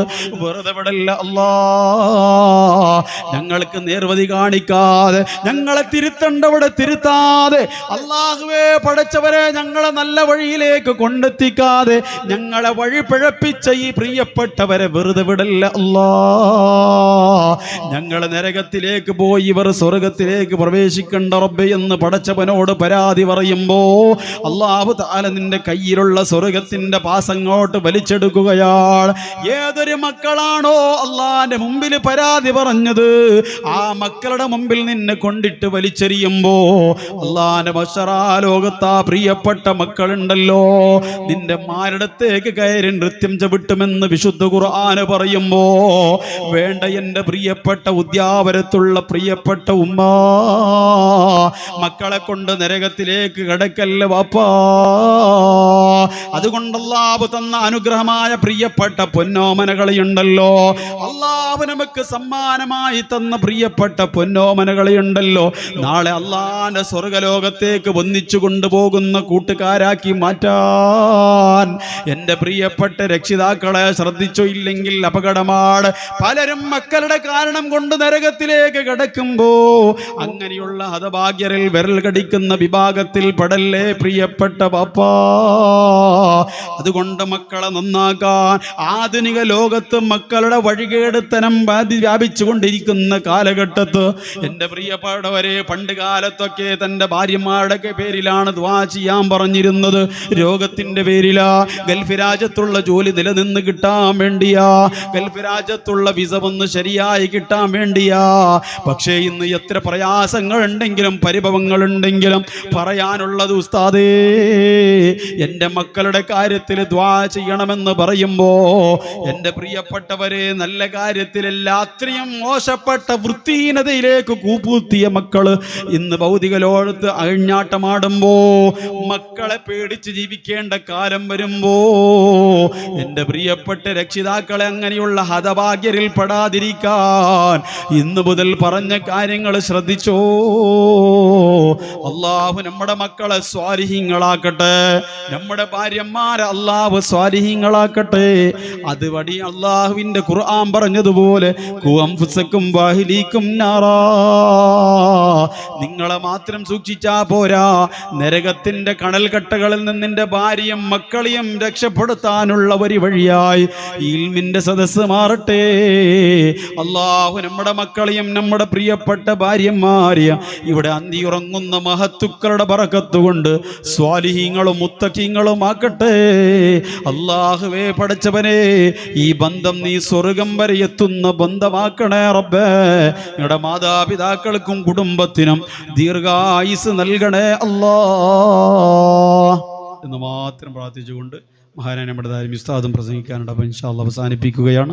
അല്ലാഹു റബ്ബുൽ ഇസ്സത്ത് നമ്മുടെ എല്ലാ അമലുകളെയും അവൻ്റെ മഖബൂലായ അമലുകളുടെ കൂട്ടത്തിൽ പെടുത്തട്ടെ. വിശുദ്ധമായ റജബാണ്, ഇനി വരാൻ പോകുന്ന നല്ല മാസങ്ങളാണ്. എന്നെയും എൻ്റെ കുടുംബത്തെയും ഭാര്യ മക്കളെയും മാതാപിതാക്കളെയും നിങ്ങളുടെ ദുആയിൽ ഉൾപ്പെടുത്തണമെന്ന വസിയത്തോടു കൂടി ഇൻഷാ അല്ലാഹ് എല്ലാ ദുആയിലും നിങ്ങളെയും ഉൾപ്പെടുത്തുമെന്ന് ഉറപ്പ് തന്നുകൊണ്ട് ഇൻഷാ അല്ലാഹ് അവസാനിപ്പിക്കുന്നു. ഊസിക്കും ബിദ്വാ. ജസാക്കുമുല്ലാഹു ഖൈറ. അസ്സലാമു അലൈക്കും വറഹ്മത്തുള്ളാഹി തആല.